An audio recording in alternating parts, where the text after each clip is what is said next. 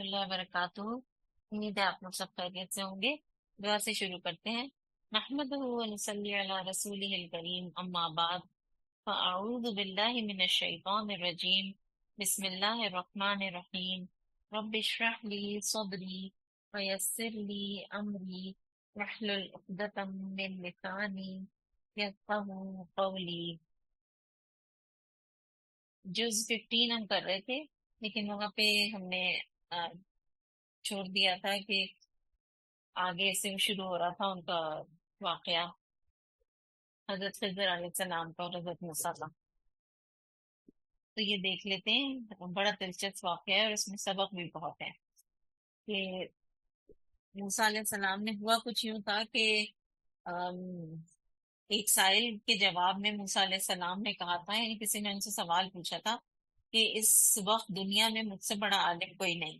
تو اللہ سبحانہ و تعالیٰ کو ان کا یہ جملہ پسند نہیں آیا، اور وہی کے ذریعے سے انہیں مطلع کر دیا گیا کہ ہمارا ایک بندہ خضر علیہ السلام جو آپ سے بھی بڑا عالم ہے وہ موجود ہے، اور اب آپ جائیں اور ان سے کچھ سیکھیں۔ تو موسیٰ علیہ السلام نے کہا کہ اللہ ان سے ملاقات کیسے ہو سکتی ہے؟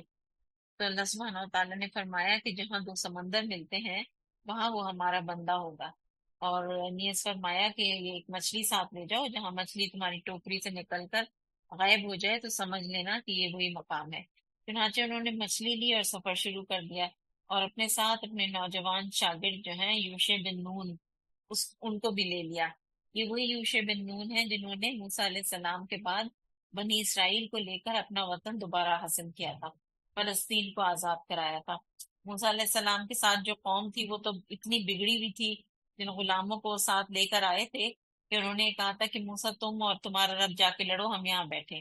بہرحال وہ نسل ختم ہوئی تو دوسری نسل کو لے کر گئے ان کے قیادت میں یوشع بن نون کی، تو پھر انہوں نے اپنا فلسطین کو آزاد کرایا تھا۔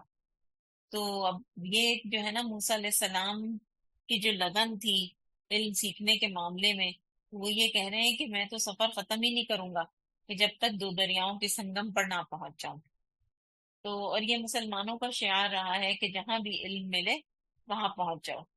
تو پھر ایسا اللہ کا کرنا ہوا کہ جب وہ ان کے سنگم پر پہنچے اور تو اپنی مچھلی سے غافل ہو گئے۔ اب وہ مقام تو آ چکا تھا، مچھلی بھی چلی گئی تھی، تو اب اسی طرح سے وہ ان کو پتہ نہیں چلا، آرام کرنے لگے۔ تو وہ کہنے لگے کہ میں بہت تھک گیا ہوں، اور لاؤ ناشتہ نکالو ہمارا۔ ایک مقام پر پہنچے، انہوں نے کہا اپنے ان شاگرد سے، تو انہوں نے یہ کہا کہ وہ تو مچھلی تو چلی گئی ہے وہاں پہ، اور پھر جگہ بتا دی کہ اس جگہ پہ مچھلی گئی تھی، اور اللہ سبحانہ و تعالیٰ نے، یعنی انہوں نے یہ کہا کہ شیطان نے مجھے ایسا غافل کر دیا کہ اس کا ذکر میں آپ سے کرنا بھول گیا، کہ مچھلی تو عجیب طریقے سے نکل کے دریا میں چلی گئی ہے۔ تو موسیٰ علیہ السلام نے کہا کہ اسی کی تو ہمیں تلاش تھی، یعنی اسی پوائنٹ کی۔ چنانچہ وہ پھر اپنے نقش قدم پر چلے گئے۔ اب یہاں دیکھیں انہوں نے کچھ بھی نہیں اپنے اس کو کہا، شاگرد کو، کہ کیوں تم نے ایسا کیا اور تمہاری غفلت تھی، اور یہ کچھ بھی نہیں۔ انہوں نے کہا کہ چلو بس دوبارہ سفر شروع کیا ہے۔ نہیں، ان کے اتنے تھک گئے تھے، پھر کھانے کے لیے بھی نہیں تھا، اور لیکن پھر بھی علم کی اتنا شوق تھا ان کو کہ وہاں پر دوبارہ انہوں نے نقش قدم پر اپنے واپس ہوئے، اور وہاں انہوں نے پھر ہمارے بندوں میں سے ایک بندے کو پایا جسے ہم نے اپنی رحمت سے نوازا تھا اور اپنی طرف سے خاص علم عطا کیا تھا۔ موسیٰ علیہ السلام نے اس سے کہا، کیا میں آپ کے ساتھ رہ سکتا ہوں کہ مجھے بھی اس دانش کی تعلیم دیں جو آپ کو سکھائی گئی ہے؟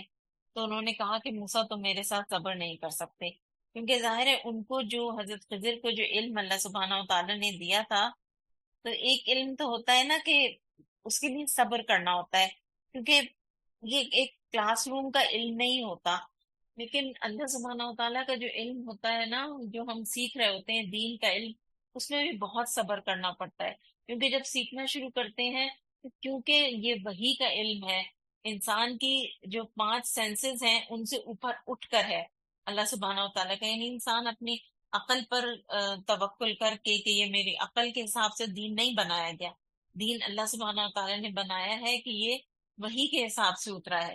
اور کتنی اس کی مثالیں ہم دیکھتے ہیں کہ جیسے کہ اگر ہم اپنی مرضی سے نماز پڑھنا چاہیں، نماز کو جیسے قصر کرنا چاہیں تو کتنا کریں گے، اور دوسری یہ کہ ہم جیسے وضو کی آتی ہے، ہم تیمم کریں تو کس طرح سے کریں گے؟ پاؤں کو تو ضرور ہی مٹی سے صاف کریں گے، اور ہاتھوں کو بھی کونیوں تک کریں گے، لیکن نہیں، ایسا نہیں ہے۔ پھر اسی طرح اور بھی چیزیں ملتی ہیں کہ کیسے اس طرح کی مثالیں ہیں کہ یہ جس سے پتہ چلتا ہے کہ یہ جو اللہ سبحانہ و تعالیٰ نے فرما دیا اسی طرح سے کرنا ہے۔ اگر اس اپنی مرضی سے کوئی فضیلت سمجھ کے کہ نہیں یہ زیادہ فضیلت ہوگی، تو وہ فضیلت نہیں ہوگی، وہ بلا وجہ آپ نے اپنے آپ کو مشقت میں بھی ڈالا، اور عمل بھی آپ کا قبول نہیں ہوا۔ قبول کیا بلکہ سنت کے اگینسٹ ہو کے وہ تو گناہ ہی بن گیا۔ تو بہرحال یہ جو ہے انہوں نے، اب یہاں جو علم ہے نا اس کے لیے پھر یہ صبر کرنا ہوتا ہے، کیونکہ اتنے سوالات، وہی بات ہے کہ جو ہماری عقل میں نہیں سما رہا ہوتا، تو اس میں اتنے سوالات آتے ہیں، ذہن میں اتنے سوالات آتے ہیں، لیکن قرآن مجید کا جو مزاج ہے نا وہ پڑھتے پڑھتے سمجھ میں آتا ہے، آگے ہر چیز کے جواب ملتے چلے جاتے ہیں۔ تو یہ اس میں ایک صبر کرنا ہوتا ہے، اور جو خاص طور سے حضرت خضر کو جو علم دیا تھا اللہ سبحانہ و تعالیٰ میں، تو اس میں اللہ سبحانہ و تعالیٰ نے، تو اس میں تجربوں اور مشاہدوں کے علم سے سیکھا جائے وہ علم، تو اس کا نتیجہ آنے میں پھر ٹائم لگتا ہے۔ اور پھر یہ کہ آ، حضرت موسیٰ علیہ السلام نے کہا کہ انشاءاللہ تعالیٰ آپ مجھے صابر پائیں گے، اور میں کسی معاملے میں آپ کی نافرمانی نہیں کروں گا، یعنی ایک اچھے شاگرد کا انہوں نے ہونے کا ان کو اعتبار دلوایا کہ میں آپ کی نافرمانی نہیں کروں گا۔ تو پھر دونوں چلے، اب کیا ہوا کہ رب روانہ ہوئے تو ایک کشتی میں سوار ہو گئے، اور جو ایک شخص تھا اس نے، تو انہوں نے، حضرت خضر نے جو ہے نا اس میں شگاف ڈال دیا۔ موسیٰ علیہ السلام نے کہا آپ نے اس میں شگاف ڈال دیا، سب کشتی والوں کو ڈبو دیں گے، یہ تو آپ نے بڑی سخت حرکت کر دی۔ وہ چپ نہیں رہ سکے، صبر نہیں کر سکے۔ تو اس نے کہا کہ انہوں نے کہا کہ میں نے کہا تھا نا کہ تم صبر نہیں کر سکو گے، اور تم ہرگز صبر نہیں کر سکتے۔ تو موسیٰ علیہ السلام پھر ان سے عاجزی کرنے لگے کہ میری بھول چوک چوک پر مجھے مت پکڑیے، میں بھول گیا تھا، اور اب جو ہے نا، اور میرے معاملے میں آپ سختی سے کام نہ لیں۔ اور پھر اس کے بعد چلے انہوں نے چھوڑ دیا، پھر دونوں چل دیے۔ اب کیا ہوا کہ ایک لڑکا آیا، ایک ٹین ایج لڑکا، ایک کھیل رہا تھا، تو اس کو قتل کر ڈالا حضرت خضر نے۔ اب وہ پھر چپ نہیں رہ سکے، کیونکہ یہ ساری چیزیں ایسی تھی کہ جو اللہ سبحانہ و تعالیٰ نے خاص ان کی طرف وحی کی تھی، حضرت خضر کی طرف، کیونکہ ایک کشتی میں شگاف اس طرح سے ڈال دینا جو بالکل ٹھیک چل رہی ہو، اور پھر یہ کہ خاص طور سے یہاں ایک لڑکے کو قتل کر دینا جو بالکل بے گناہ تھا، تو یہ تو موسیٰ علیہ السلام کے لیے بہت بڑی چیز تھی۔ تو انہوں نے کہا کہ میں نے کہا تھا نا کہ آپ نہیں صبر کر سکتے، بہرحال تو انہوں نے کہا موسیٰ علیہ السلام نے کہ اچھا میں جو ہے نا خود ہی ذرا شرمندہ ہو کے، اور ان کے منہ سے خود ہی نکل گیا، اللہ تعالیٰ نے نکلوا دیا کہ اچھا اب اگر میں آپ کے ساتھ رہ کے صبر نہ کروں تو آپ خود ہی مجھے اپنے سے الگ کر دیجیے گا۔ اب یہ لوگ جو ہے ایک اور بستی میں گئے، وہاں پہ ان لوگوں نے کھانا مانگا، لیکن وہاں بستی والوں نے دینے سے انکار کر دیا۔ تو اب انہوں نے، حضرت خضر نے وہاں پہ دیکھی کہ ایک دیوار جو ہے وہ ڈھہ جاتی تھی، تو انہوں نے کیا کیا کہ اس دیوار کو سیدھا کر دیا۔ تو حضرت موسیٰ نے کہا کہ آپ نے اس دیوار کو سیدھا کر دیا، آپ ان سے اجرت بھی مانگ سکتے تھے، کہ انہوں نے چاہے کہ وہ کھانا دے دیتے، کہ ہوٹل ووٹل تو نہیں ہوتے تھے۔ ایسا ہی لگتا ہے کہ لوگ جو جس وادی میں یا جس بھی بستی کی طرف جاتے تھے لوگ، تو وہاں کے لوگ ہی ان کی خاطر مدارت کرتے تھے، اگر کرنی انہیں ہوتی تھی، ورنہ چاہے تو منع کر دیتے تھے۔ تو ایسا نبی صلی اللہ علیہ وسلم کے زمانے میں بھی ایک قبیلے کے ساتھ ہوا تھا، اور کچھ صحابہ نے کو انہوں نے انکار کر دیا تھا ان کی خاطر کرنے سے، کھانا وانا دینے سے، اور پھر اس کے بعد یہ ہوا تھا کہ ان کے سردار کو بچھو نے کاٹ لیا تھا، تو وہ پلٹ کے مسلمانوں کی طرف آئے تھے ہر جگہ سے پوچھ پاچھ کے، تو ان کے اوپر دم کیا تھا ایک صحابی نے سورہ فاتحہ کا، اور وہ اس سے اللہ سبحانہ و تعالیٰ نے اس کو شفا دی تھی، تو پھر بدلے میں انہوں نے پھر بکریاں مانگی تھی۔ تو انہوں نے کہا کہ اب بس موسیٰ، میرا اور تمہارا ساتھ ختم ہوا، کیونکہ وہ خود ہی کہہ چکے تھے کہ اس کے بعد آپ مجھے اپنے ساتھ نہ رکھیے گا، تو اب میں تمہیں ان باتوں کی حقیقت بتاتا ہوں جن پر تم صبر نہ کر سکے۔ اس کشتی کا معاملہ یہ ہے کہ چند غریب آدمیوں کی تھی جو دریا میں محنت مزدوری کرتے تھے۔ میں نے چاہا کہ اسے عیبدار کر دوں، کیونکہ آگے ایک ایسے بادشاہ کا علاقہ تھا جو ہر کشتی کو زبردستی چھین لیتا تھا۔ رہا وہ لڑکا جو تو اس کے والدین مومن تھے۔ ہمیں یہ اندیشہ ہوا کہ یہ لڑکا اپنی سرکشی اور کفر سے انہیں تنگ کرے گا۔ انہیں بہت زیادہ تنگ کر دیتا ہے کہ بعض اوقات انسان یہ کہتا ہے کہ انسان کی دعائیں ایسی ہوتی ہیں نا کہ اولاد نہیں اولاد نہیں، لیکن اللہ سبحانہ وتعالیٰ کی حکمت یہ ہوتی ہے کہ اللہ کی تقسیم ہوتی ہے، پھر یہ ہوتی ہے کہ اگر اس کو اولاد دی جائے تو وہ ایسا ہوگا، ایسا نکلے گا وہ بچہ اس کی تقدیر میں کہ وہ ماں باپ کے لیے بھی ان کا دین بھی برباد کر دے گا اور اس کی آخرت کو بھی برباد کر دے گا۔ تو اس سے بہتر ہے کہ جو اللہ سبحانہ و تعالیٰ کا فیصلہ ہے اس کے اوپر راضی رہا جائے۔ تو پھر فرمایا کہ اس لیے آیت 81 میں، اس لیے ہم نے چاہا کہ اس کے بدلے انہیں ایسی اولاد دے جو اخلاق میں بھی اس سے بہتر ہو اور جس سے صلہ رحمی کی بھی زیادہ توقع ہو۔ تو اچھی اولاد کی کیا خوبیاں ہوتی ہیں کہ جو اخلاق میں بہتر ہو اور صلہ رحمی زیادہ کرتی ہو۔ پھر آگے آیت 82 میں بھی انہوں نے بتایا کہ دیوار کا جہاں تک معاملہ ہے تو یہ دو یتیم لڑکوں کی تھی جو اس شہر میں رہتے ہیں، لیکن وہ بچے ابھی چھوٹے ہیں، اور اس کے نیچے جو ہے وہ ان کے باپ کا خزانہ دفن ہے، اور ان کا باپ ایک نیک آدمی تھا۔ اس لیے تمہارے رب نے چاہا کہ یہ دونوں بچے بالغ ہوں اور پھر اپنا خزانہ نکال لیں۔ تو یہ ہے کہ اس سے یہ بھی پتہ چلتا ہے کہ ماں باپ نیک ہوتے ہیں تو ان کی نیکی کا فائدہ بھی دنیا میں پہنچتا ہے اولاد کو، اور وہ زندہ ہو تب بھی اور اگر فوت ہو جائیں تب بھی ان کی نیکی کا بدلہ اولاد کو دنیا میں بھی فائدہ دیتا ہے، کیونکہ ماں باپ اپنے بچوں کے لیے دعائیں بھی کرتے ہیں اور ان کے لیے تکلیف بھی اٹھاتے ہیں۔ تو جب وہ اچھا کریں گے تو اللہ سبحانہ و تعالیٰ انہیں بہترین سے عطا فرمائے گا۔ تو اب یہ یہاں پہ دیکھیں نا، باپ فوت ہو چکا ہے، بچے یتیم ہے، کم سنی ہے، نابالغ ہے، تو لیکن یہ کہ کوئی دیکھ بھال کرنے والا بھی نہیں ہے۔ اب چور ڈاکو آتے آ کے خزانہ نکال دیتے، تو لیکن یہ کہ اللہ سبحانہ و تعالیٰ نے اس کو اس طرح سے پروٹیکٹ کیا کہ وہ دیوار دوبارہ بنوا دی۔ اور پھر فرمایا انہوں نے کہ اس لیے تمہارے رب نے چاہا کہ یہ دونوں بچے بالغ ہوں اور اپنا خزانہ نکال لیں، اور یہ تمہارے رب کی رحمت کی بنا پر کیا گیا ہے۔ اسے رحمت کہتے ہیں۔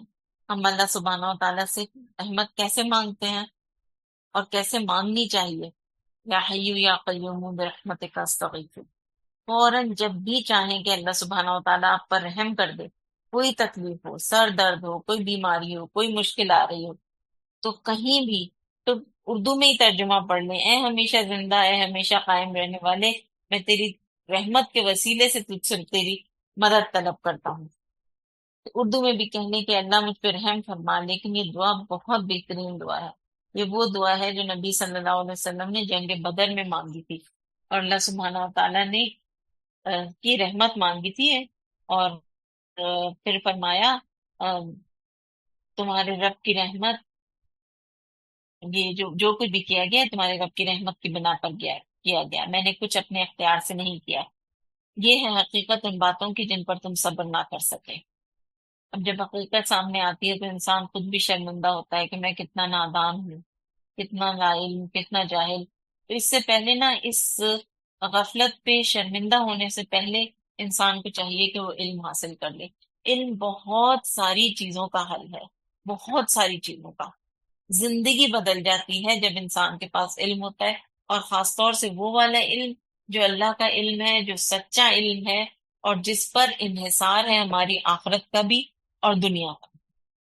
دنیا میں تو جو فائدے ہیں وہ ملیں گے ہی ملیں گے، اللہ سبحانہ و تعالیٰ کی رضا ملے گی سب سے بڑھ کر، اور جو طریقے اللہ تعالیٰ نے بتا دیے ہیں ان کو فالو کر کے کامیابی بھی ملے گی، اور آخرت کی کامیابی کا تو اللہ کا وعدہ ہی ہے۔ اب اس کے بعد ایک اور ذکر آ رہا ہے کہ، اور آیت 83 سے، اور اے محمد صلی اللہ علیہ وسلم، تم سے یہ لوگ ذوالقرنین کے بارے میں پوچھتے ہیں، ان سے کہو میں اس کا کچھ حال تمہیں سناتا ہوں۔ یہ ایک عادل بادشاہ کی کہانی ہے۔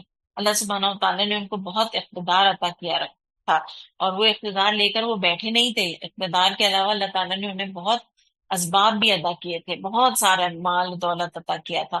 وہ ایک کونے میں گئے، پہلے مغرب تک انہوں نے سفر کیا، پھر دوسرے کونے میں گئے حالات دیکھنے کے لیے کہ کہیں کسی کو ضرورت ہے کیا ہے، سب انہوں نے دیکھا۔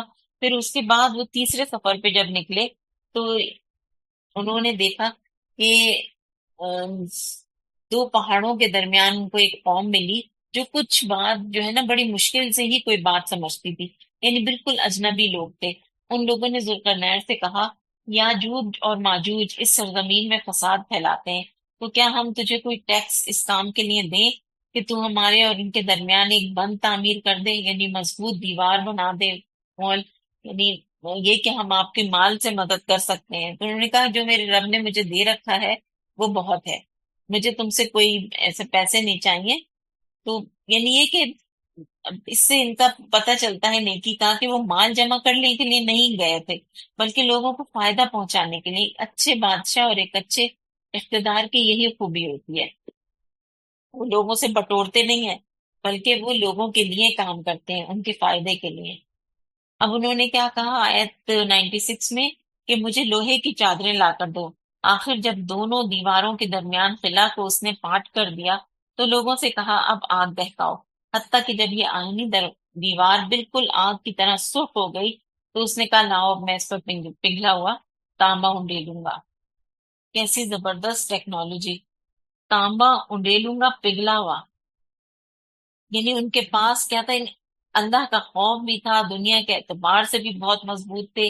ایک مسلمان کو ایسا ہی ہونا چاہیے، دین اور دنیا دونوں میں مضبوط، اسٹرانگ ہونا چاہیے۔ مثلا یہ کہ جیسے آپ کے پاس دین کا علم بھی ہے، اور تاکہ آپ کی آخرت خراب نہ ہو، اور آپ کے پاس دنیا کا علم بھی ہو تاکہ آپ دنیا میں دھوکہ نہ کھائیں لوگوں سے، ایک اچھی زندگی بسر کر سکیں۔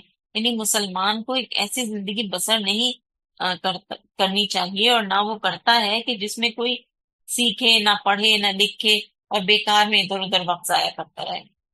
علم جو ہے نا، علم بس بہت ہی سب سے پہلے کام جو ہے نا ایمان کے بعد اور رسول اللہ صلی اللہ علیہ یعنی شہادت کے بعد جو ہے نا، بس یہ ہے کہ آپ علم حاصل کرنا شروع کر دیں، اللہ سبحانہ و تعالیٰ کی توحید کی، نبی صلی اللہ علیہ وسلم کی نبوت کی، اور تمام انبیاء کی، تمام جو بھی ایمان مفصل اور ایمان مجمل میں ہم لوگ پڑھتے ہیں کہ اللہ تعالیٰ کے نام اور صفات پر ہم ایمان لے کر آتے ہیں، اور جو بھی غیب کے اللہ سبحانہ و تعالیٰ نے بتائی ہے، اللہ پر اور فرشتوں پر اور کتابوں پر اور رسولوں پر اور تقدیر پر اور آخرت پر، ان سب پر ایمان کے بعد بس علم حاصل کرنا شروع کر دیں تاکہ آپ کے اوپر ساری حقیقتیں واضح ہو جائیں، اللہ سبحانہ و تعالیٰ روشنی کی طرف لے آئے۔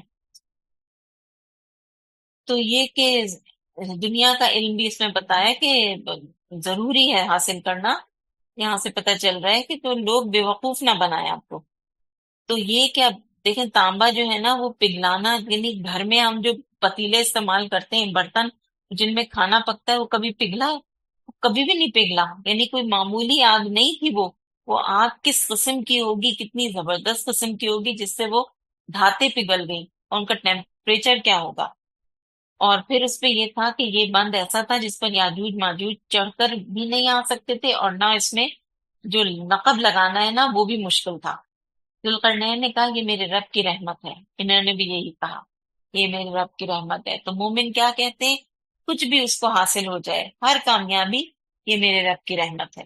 وہاں حضرت خضر نے بھی یہی کہا تھا، یا انہوں نے بھی یہی کہا۔ تو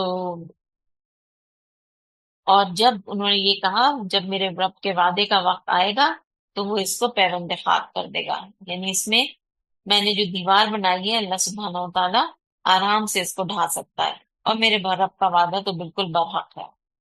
اور یہ بھی قیامت کی نشانیوں میں سے ایک نشانی ہے کہ یاجوج ماجوج جو ہے وہ اپنے مقررہ وقت پر نکلیں گے، اور پھر اس کے بعد جو بھی وہ کریں گے جا کے بخوب یعنی اتنی تعداد میں ہوں گے وہ کہ پورے سمندر کے سمندر پی جائیں گے، اور پھر اس کے بعد وہ اپنے جو ان کے پاس جو یہ ہوں گے ہتھیار وغیرہ ہوں گے نا، ان کو آسمان کی طرف پھینکیں گے تو وہ خون آلود کر کے ان کو واپس پھینک دیے جائیں گے۔ ان کا یہ ہے کہ رسول اللہ صلی اللہ علیہ وسلم نے فرمایا، یہاں پہ یہ تھوڑا سا دیکھ لیتے ہیں حدیث، حالانکہ آج ہمیں دو جز کرنے ہیں، تو لیکن یہ کہ پھر یہ ضروری ہے، انٹرسٹنگ بھی ہے اور علم کے حساب سے بھی ضروری ہے۔ یاجوج، نبی صلی اللہ علیہ وسلم نے فرمایا یاجوج ماجوج روزانہ دیوار میں سوراخ کرتے ہیں، اور جب اتنا سوراخ کر لیتے ہیں کہ جس سے سورج کی شعاعیں دیکھ سکیں، تو ان کا سردار کہتا ہے کہ اب واپس لوٹ چلو، کل تم اسے گرا دو گے، لیکن وہ اگلے دن واپس آتے ہیں تو وہ پہلے سے زیادہ مضبوط ہوتی ہے۔ یہ سلسلہ اس وقت تک چلتا رہے گا جب تک وہ اپنی مدت کو نہیں پہنچ جاتے، اور جب اللہ کا ارادہ ہوگا کہ اب انہیں لوگوں پر مسلط کر دیں تو وہ اس میں سوراخ کریں گے، اور جب اتنا سوراخ کر چکیں گے کہ جس سے سورج کی شعاعیں دیکھ سکیں، تو ان کا سردار کہے گا کہ اب واپس چلو، انشاءاللہ کل تم اسے گرا دو گے۔ چنانچہ جب وہ اگلے دن واپس آئیں گے تو وہ دیوار اسی حالت پر ہوگی۔ کیوں ہوگی؟ کیونکہ انہوں نے انشاءاللہ کہا تھا، اور یہ کہ اللہ کے وعدے کا وقت تھا۔ انشاءاللہ کیسے نکلا ان کی زبان سے؟ اللہ نے چاہا تھا تو نکل گیا، اللہ کے وعدے کا وقت آ گیا تھا۔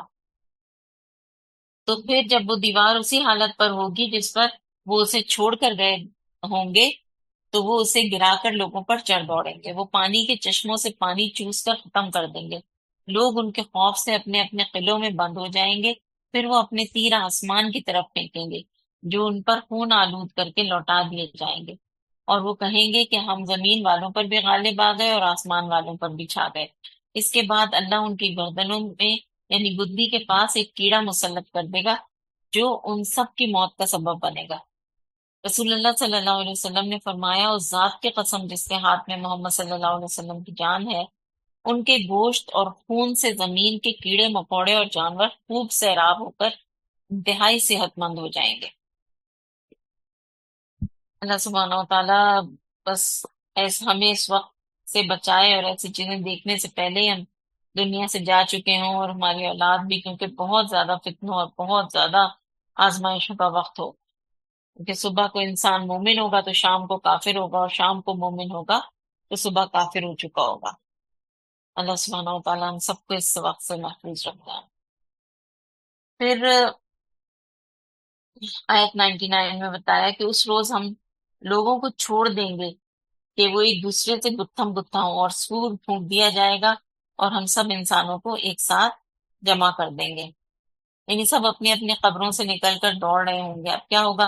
کوئی مشرق سے اٹھے گا، کوئی مغرب سے اٹھے گا، کوئی ادھر سے فوج آ رہی ہے، کوئی ادھر سے امت آ رہی ہے، اور پھر یہ کہ ایک تہ نہیں، تہوں کی تہیں زمین سے لوگ نکل رہے ہوں گے، کیونکہ قبروں کے اوپر قبریں بن رہی ہیں نا، ورنہ تو ساری زمین ہی اب تک قبرستان بن چکی ہوتی۔ تو اور پھر کیا ہوگا؟ تو لوگ ایک دوسرے کے ساتھ گتھم گتھا ہوں گے، اور بہت زبردست بھیڑ، ایسی بھیڑ جو کبھی کسی نے نہ دیکھی ہوگی۔ اور پھر یہ ہوگا کہ جو کافر ہیں، اللہ سبحانہ و تعالیٰ کو چھوڑ کر جنہوں نے اپنا کارساز کسی اور کو بنایا، تو ان کے لیے اللہ نے جہنم تیار کیا۔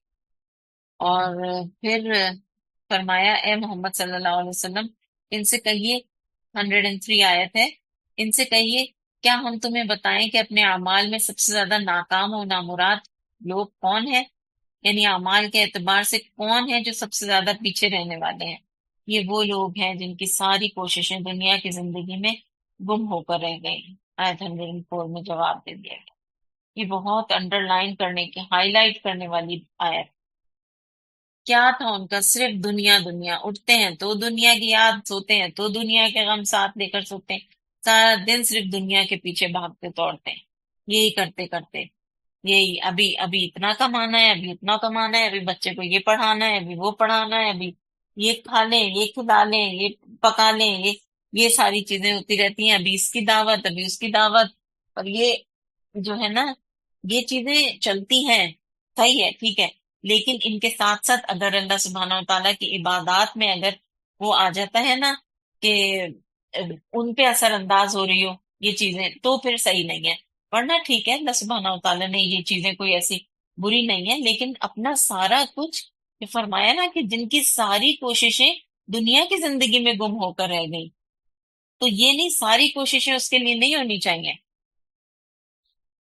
اور اور جو ان لوگوں کے سارے اعمال ضائع ہو جائیں گے وہ کیا ہے؟ یہ وہ لوگ ہیں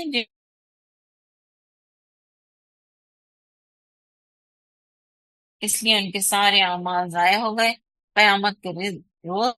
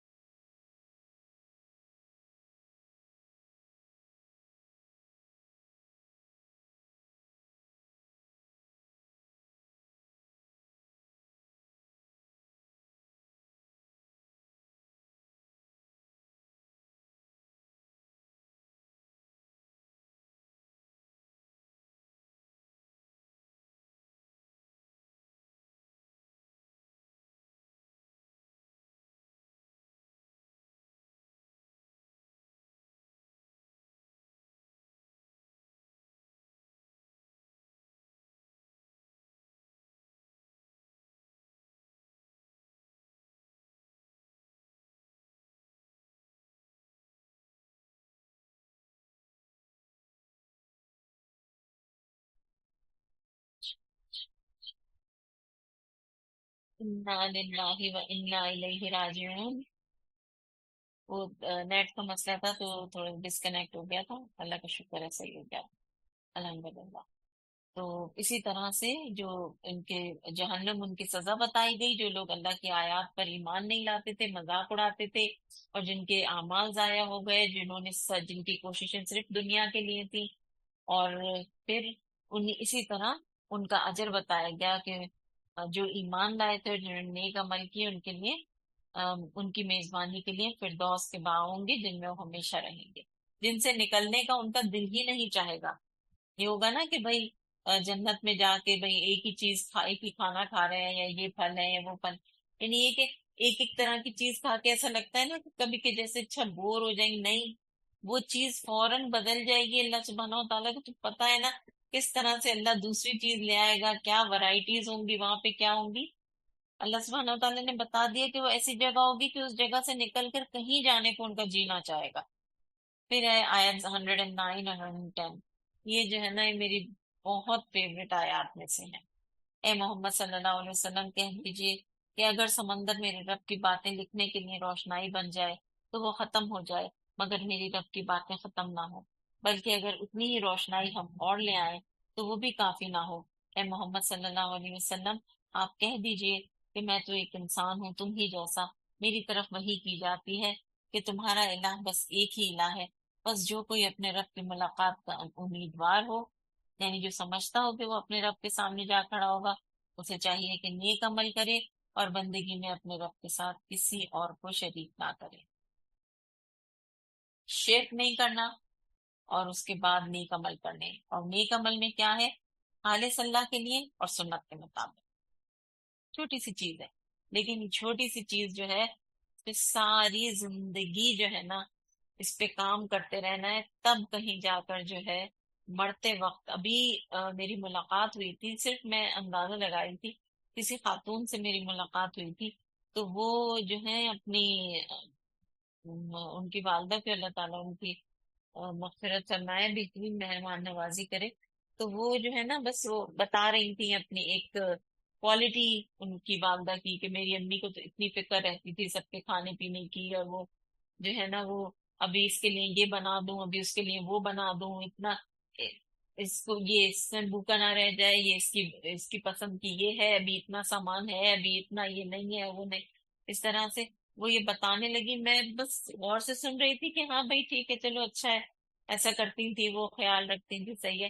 لیکن جیسے انہوں نے یہ کہا نا کہ جب وہ ہاسپٹل میں ایڈمٹ تھی اور ان کے بالکل یعنی اس ٹائم پہ ایڈمٹ تھی کہ جب اللہ سبحانہ و تعالیٰ کو ان کو اپنے سے یعنی کہ ان کے انتقال کا وقت تھا. تو جب انہوں نے یہ بات کہی نا کہ جب وہ 2 دن پہلے بھی انہوں نے بس مجھے اپنے پاس بلایا اور کہا کہ وہ ½ کلو ٹماٹر منگوا لینا اور کچھ وہ. تو مجھے بس یہ ہوا کہ واقعی انسان جو ساری زندگی کرتا ہے نا وہی موت کے وقت اس کے ساتھ ہوتا ہے.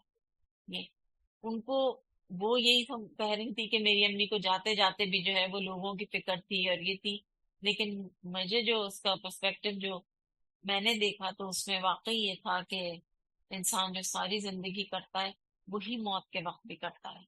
تو ہمیں جیسا ہم چاہتے ہیں کہ ہم موت کے وقت کریں، ہمیں ساری زندگی وہی کرنی ہوگی. شرک کا نام و نشان نہ ہو ہماری زندگی میں، مارے جائیں گے اور ہلاک ہو جائیں گے. پھر نیک عمل بھی کسی کام کے نہیں. اور شرک نہیں کریں گے، توحید ہوگی، کلمہ شہادت ہوگا، بالآخر جنت میں داخل کر دیے جائیں گے. لیکن جہنم کی کتنی شدید سزا ہوگی عمل صالح نہ کرنے پر، وہ اللہ سبحانہ و تعالیٰ بہتر جانتا ہے.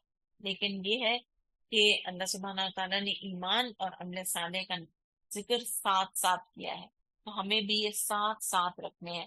دونوں چیزیں ایک دوسرے سے جدا نہیں ہیں، کہیں بھی نہیں ہے. سورہ مریم. ذکر ہے اس رحمت کا جو تیرے رب نے اپنے بندے زکریا پر کی تھی جب اس نے اپنے رب کو چپکے چپکے پکارا. دل ہی دل میں پکارا تھا انہوں نے، آہستہ آہستہ سرگوشیاں کی، کیونکہ رب سب آوازوں کو سن لیتا ہے، تو بغیر آواز کے ہمارے دل کی آواز کو بھی سن لیتا ہے. کیا انہوں نے کہا تھا؟ انہوں نے عرض کیا کہ میری تو ہڈیاں تک گل گئی ہیں، سخت شدید بڑھاپا ہے. یعنی دعا مانگنے کا انداز دیکھیں یہاں پر، مصیبت کے وقت، تکلیف کے وقت، دکھ کے وقت، غم کے وقت، پریشانی کے وقت، ضرورت، مجبوری، محتاجی، اس انداز میں دعا کرنی چاہیے کہ اپنے دکھ کی داستان انسان اللہ کو سنائے. جب وہ سب کچھ جانتا ہے اور پھر بھی سنائے، اپنا حال بیان کرے کہ مجھ پہ کیا گزر رہی ہے. اے پروردگار، میری ہڈیاں تک گل گئی ہیں، سر بڑھاپے سے بھڑک اٹھا ہے، میں بہت بوڑھا ہو گیا ہوں، کوئی بال بھی کالا نہیں رہا، سب سفید ہو گئے. لیکن ایسا یقین ہے، لیکن اے پروردگار میں کبھی تجھ سے دعا مانگ کر نامراد نہیں ہوا. اسی لیے تو مانگی انہوں نے اس حال میں. اور کیا مانگا انہوں نے؟ کہ مجھے اپنے لیے اپنے پیچھے اپنے بھائی بندوں کی برائیوں کا خوف ہے، تو میرے لیے مجھے ایک وارث عطا فرما اپنے فضل سے. اچھا یہ بھی بتا دیا کہ میری بیوی بھی بانجھ ہے، یعنی دونوں میں مسئلہ ہے، ایک شدید بوڑھے اور ایک بیوی بانجھ. لیکن کیا کہا کہ خاص اپنے فضل سے ایک وارث عطا فرما جو میرا وارث بھی ہو اور آل یعقوب کی بھی میراث پائے. اب انہوں نے جو ہے اپنے کیونکہ کوئی اور پیغمبر نہیں تھا، کون سنبھالتا پیچھے بنی اسرائیل کو، تو انہوں نے ایک ایسے اپنی اولاد کے لیے دعا کی، اپنے لیے نہیں کی، اپنی اور بنی اسرائیل کے لوگوں کے لیے کی کہ جو میرا وارث بھی ہو، یعنی میری اولاد بھی ہو، اور آل یعقوب، یعقوب علیہ السلام کی جو اولاد تھی بنی اسرائیل، اس کے میراث بھی پائے. یعنی نبوت کا سلسلہ جو بنی اسرائیل کا تھا وہی چلتا رہے، بنی اسرائیل میں ایسا پیغمبر عطا کر. اور اے پروردگار اس کو ایک پسندیدہ انسان بنا. تو کیا کیا انہوں نے مانگا اپنی اولاد کے لیے؟ کہ مجھے ایک وارث عطا کر، میرا بھی وارث ہو اور آل یعقوب کی بھی میراث پائے، اور پھر یہ کہ اس کو پسندیدہ انسان بنا، اس کو اپنا پسندیدہ انسان بنا. تو ہم لوگ اب اس موقع پر یہی دعا کرتے ہیں کہ اللہ سبحانہ و تعالیٰ ہم سب کو اپنا پسندیدہ بنا لے. آمین. ہمیں بھی، ہماری اولاد کو بھی، ہمارے والدین کو بھی، جو ہمارے پیارے اس دنیا سے جا چکے ہیں اور جو ہیں سب اللہ کے پسندیدہ ہو جائیں. کیا جواب آیا اللہ کی طرف سے؟ زکریا ہم تجھے ایک لڑکی کی بشارت دیتے ہیں جس کا نام یحییٰ ہوگا. ہم نے اس نام کا کوئی آدمی اس سے پہلے پیدا نہیں کیا. اتنا خوبصورت، اتنا منفرد نام ہے، ایسا نام تو کبھی کسی کا تھا ہی نہیں. اسی سے اللہ تعالیٰ کی محبت پتہ چلتی ہے کہ یحییٰ نام بھی بتا دیا اور یہ بھی بتا دیا کہ اس سے پہلے ایسا کوئی پیدا نہیں ہوا. اب جو ہے نا، ان کا جو ایک انسان ہے، پیغمبر بھی ہے لیکن ایک انسان ہے، تو ایک بے چین ہو گئے ایک دم. عرض کیا پروردگار میرے ہاں کیسے ہوگا بیٹا، میری بیوی بانجھ ہے اور میں بوڑھا ہو کر سوکھ چکا ہوں. جواب ملا ایسا ہی ہوگا. پھر رب فرماتا ہے کہ تو میرے لیے ایک ذرا سی بات ہے،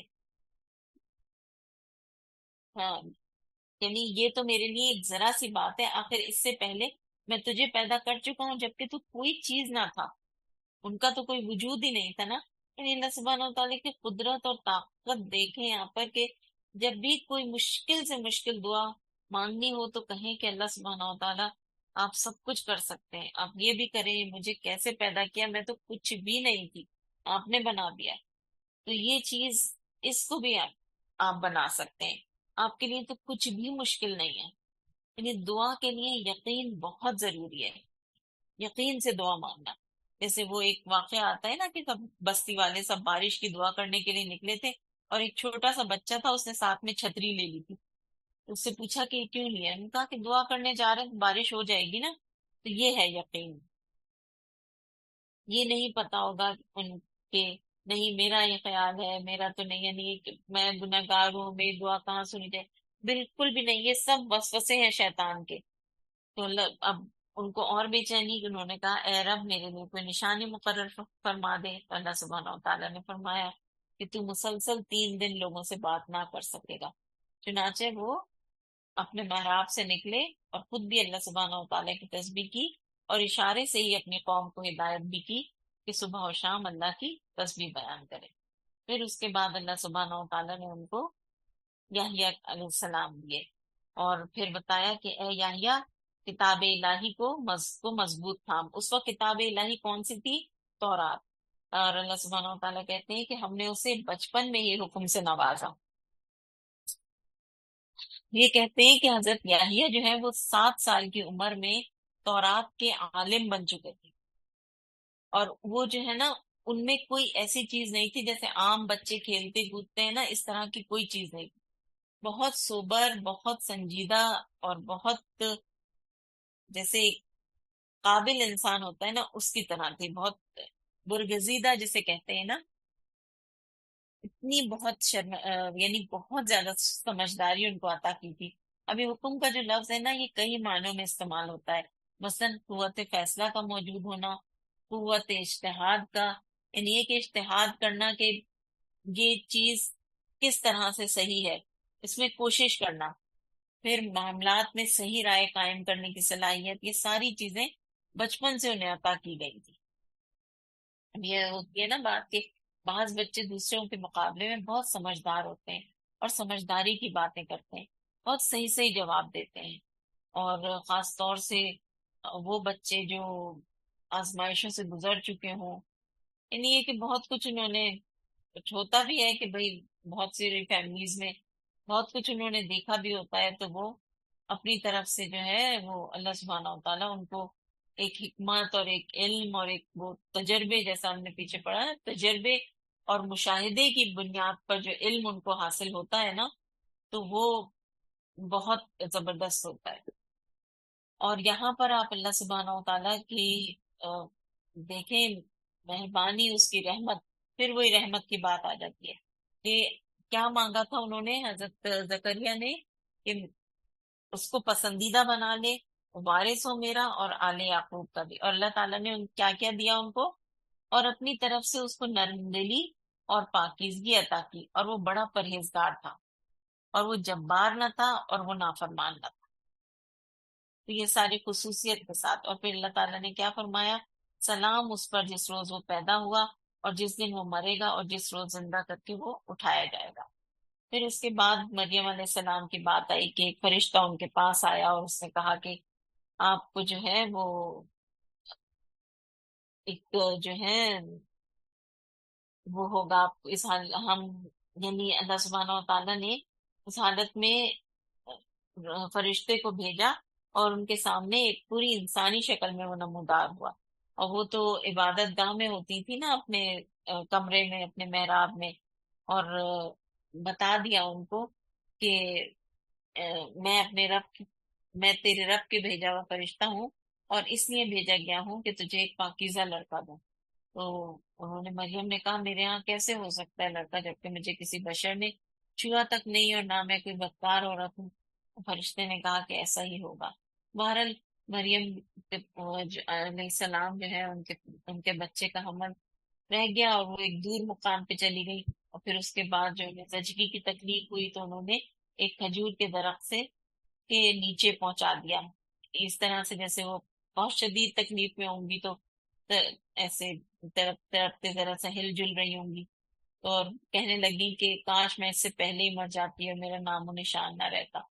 تو ان کو یہ تھا کہ میں اب جاؤں گی کہاں؟ پہلے تو میں اس میں ہوتی تھی عبادت گاہ میں، میرا ایک کمرہ تھا، اور میں یہ فکر ہو رہی تھی بہت بڑی کہ جب یہ بچہ پیدا ہوگا میں اس کو لے کر کیسے جاؤں گی اب وہاں پر، اور سب کو میری نیکی اور پاک دامنی کا معلوم ہے، ان کا سامنا کیسے کروں گی؟ تو اللہ سبحانہ و تعالیٰ نے جو ہے وہ، اللہ سبحانہ و تعالیٰ کیسے انتظام کرتا ہے کہ آیت 24 میں فرمایا کہ فرشتہ آیا اور اس نے پکار کر کہا غم نہ کر، تیرے رب نے تیرے نیچے ایک چشمہ رواں کر دیا ہے۔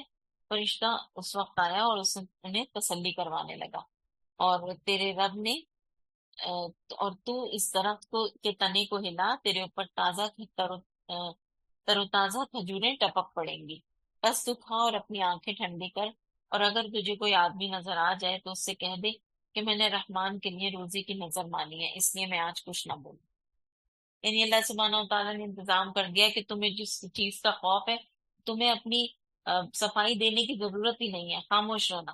تو اس زمانے میں ہوتا تھا کہ بھائی چپ کا روزہ رکھ لیتے تھے لوگ، تو یہ جو ہے نا یہ بہت زبردست تکنیک کے، جب بھی کوئی جھوٹا الزام لگانے کے لیے آئے نا تو اس وقت انسان فوری طور پر ڈیفینسو نہ ہو، اپنا دفاعی انداز اختیار نہ کرے، خاموش ہو جائے اور مناسب وقت کا انتظار کرے کہ اللہ تعالیٰ اس کا کوئی بہترین موقع ضرور دے گا، کیونکہ اللہ سبحانہ و تعالیٰ کا کیا وعدہ ہے کہ جو شخص حق پر ہوتے ہوئے جھگڑا چھوڑ دے، اگر اسی وقت وہ ڈیفینسو ہو جائے گا نا تو وہ جھگڑا ہو جائے گا، اور وہ شخص حق پہ ہے تو حق پر ہوتے ہوئے وہ چھوڑ دے جھگڑا، تو وہ جنت کے درمیان میں اس کو آ، گھر کی بشارت ہے اس کے لیے۔ تو پھر وہ خیر قوم کے پاس آئی واپس، تو ان کے اوپر خوب الزام لگے، لیکن یہ کہ اللہ سبحانہ و تعالیٰ کی طرف سے مریم نے بچے کی طرف اشارہ کر دیا۔ لوگوں نے کہا ہم اس سے کیا بات کریں جو گہوارے میں پڑا ہوا ایک بچہ ہے؟ بچہ بول اٹھا میں اللہ کا بندہ ہوں، اور اس نے مجھے کتاب دی اور نبی بنایا اور بابرکت کیا جہاں بھی میں رہوں، اور نماز اور زکوٰۃ کی پابندی کا حکم دیا جب تک میں زندہ رہوں، اور اپنی والدہ کا حق ادا کرنے والا بنایا، اور مجھے جبار اور شقی نہیں بنایا۔ سلام ہے مجھ پر جب کہ میں مروں اور جب میں زندہ کر کے اٹھایا جاؤں۔ یہ ہے عیسیٰ ابن مریم، اور یہ ہے اس کے بارے میں وہ سچی بات جس میں لوگ شک کر رہے ہیں۔ اللہ کا یہ کام نہیں ہے کہ وہ کسی کو بیٹا بنائے، وہ پاک ذات ہے، جب وہ کسی بات کا فیصلہ کرتا ہے تو کہتا ہے کہ ہو جا، اور بس وہ ہو جا۔ تو یہ سب یہاں پہ کلیئر ہو گیا، تین باتیں، اس کو مزید وضاحت کی ضرورت نہیں ہے کہ اللہ سبحانہ و تعالیٰ نے عیسیٰ علیہ السلام کی جو ہے انہی کی زبانی بتا دیا کہ تم لوگ شک میں پڑ رہے ہو، لیکن یہ اللہ کا ایک کام ہے ہی نہیں کہ وہ اللہ کسی کو بیٹا بنائے۔ اور کیا ہے اس کی شان؟ کہ میں تو وہ ہوں کہ اس نے کن کہا اور بس میں آ گیا۔ اور عیسیٰ علیہ السلام نے کہا اللہ میرا رب بھی ہے اور تیرا رب بھی ہے، اور تم اسی کی بندگی کرو، یعنی یہ کہ وہاں پہ بھی ان کو تبلیغ کی۔ پھر حضرت ابراہیم علیہ السلام کا ذکر ہے، ان کو صدیق کہا اللہ سبحانہ و تعالیٰ نے کہ وہ صدیق تھے، اور پھر آگے اور ان کا بتایا کہ کس طرح سے انہوں نے اپنے باپ کے کو تبلیغ کی، ابا جان کہہ کہہ کے، اور کہا کہ میرے پاس ایسا علم آیا ہے جو آپ کے پاس نہیں ہے۔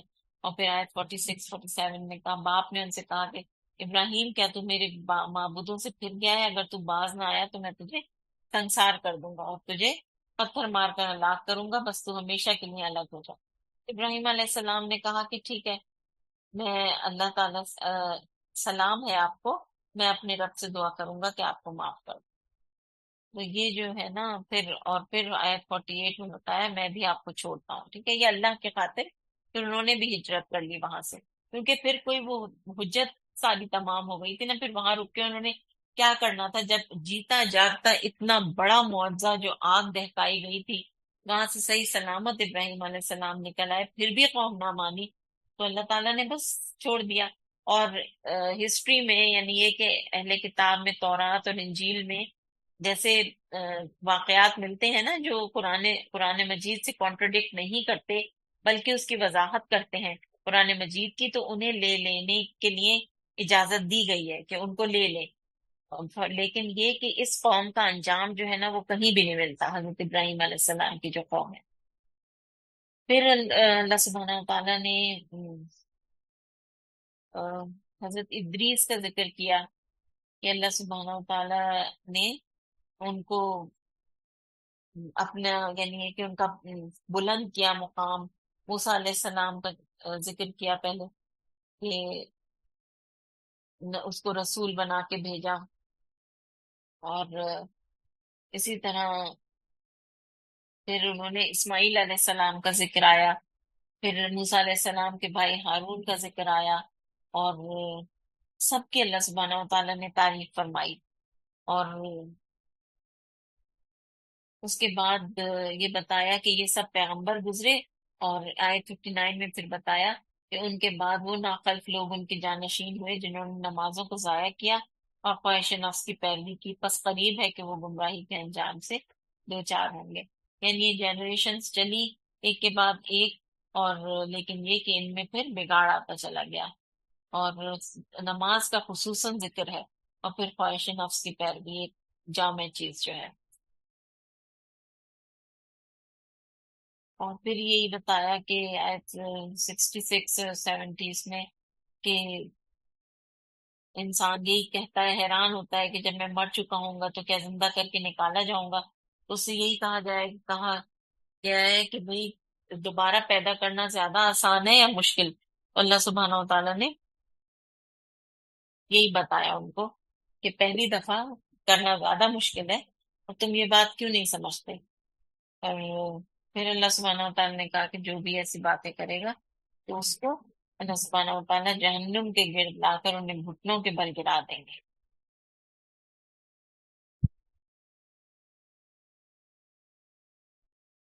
پھر آیت 73 میں فرمایا، ان لوگوں کو جب ہماری کھلی کھلی آیات سنائی جاتی ہیں تو انکار کرنے والے ایمان لانے والوں سے کہتے ہیں کہ بتاؤ ہم دونوں گروہوں میں سے کون بہتر حالت میں ہے اور کس کی مجلس سے زیادہ شاندار ہے؟ کہیں کس کا سوشل سرکل، کس کی منزل سے جو ہے نا وہ اس میں لائٹس لگی ہوئی ہیں، ٹمٹما رہی ہیں، اور کسی کی مسجد جو میوزک ہے اور ڈانس سٹیج بنا ہوا ہے، اور یہ ساری چیزیں، اور ایک محفل ہے جس میں کرسیاں لگی ہوئی ہیں، ٹیبلز لگی ہوئی ہیں، لوگوں کے ہاتھ میں پیپر ہے، پین ہے، ساتھ قرآن مجید کا مصحف ہے، باتیں کر رہے ہیں تو اللہ کی بات ایک دوسرے سے حال چال پوچھ رہے ہیں، ایک دوسرے سے محبت کر رہے ہیں تو اللہ کی خاطر، تو ان کو جو ہے نا ان کو اپنی گلیمرس جو محفلیں ہیں مجلس سے سجا کے وہ پھر ایمان والوں کی مجلسوں کو کہتے ہیں کہ بتاؤ کس کی مجلس زیادہ بہتر ہے۔ تو اس کا انہیں پتہ چل جائے گا جب قیامت آئے گا، قیامت کا دن آئے گا۔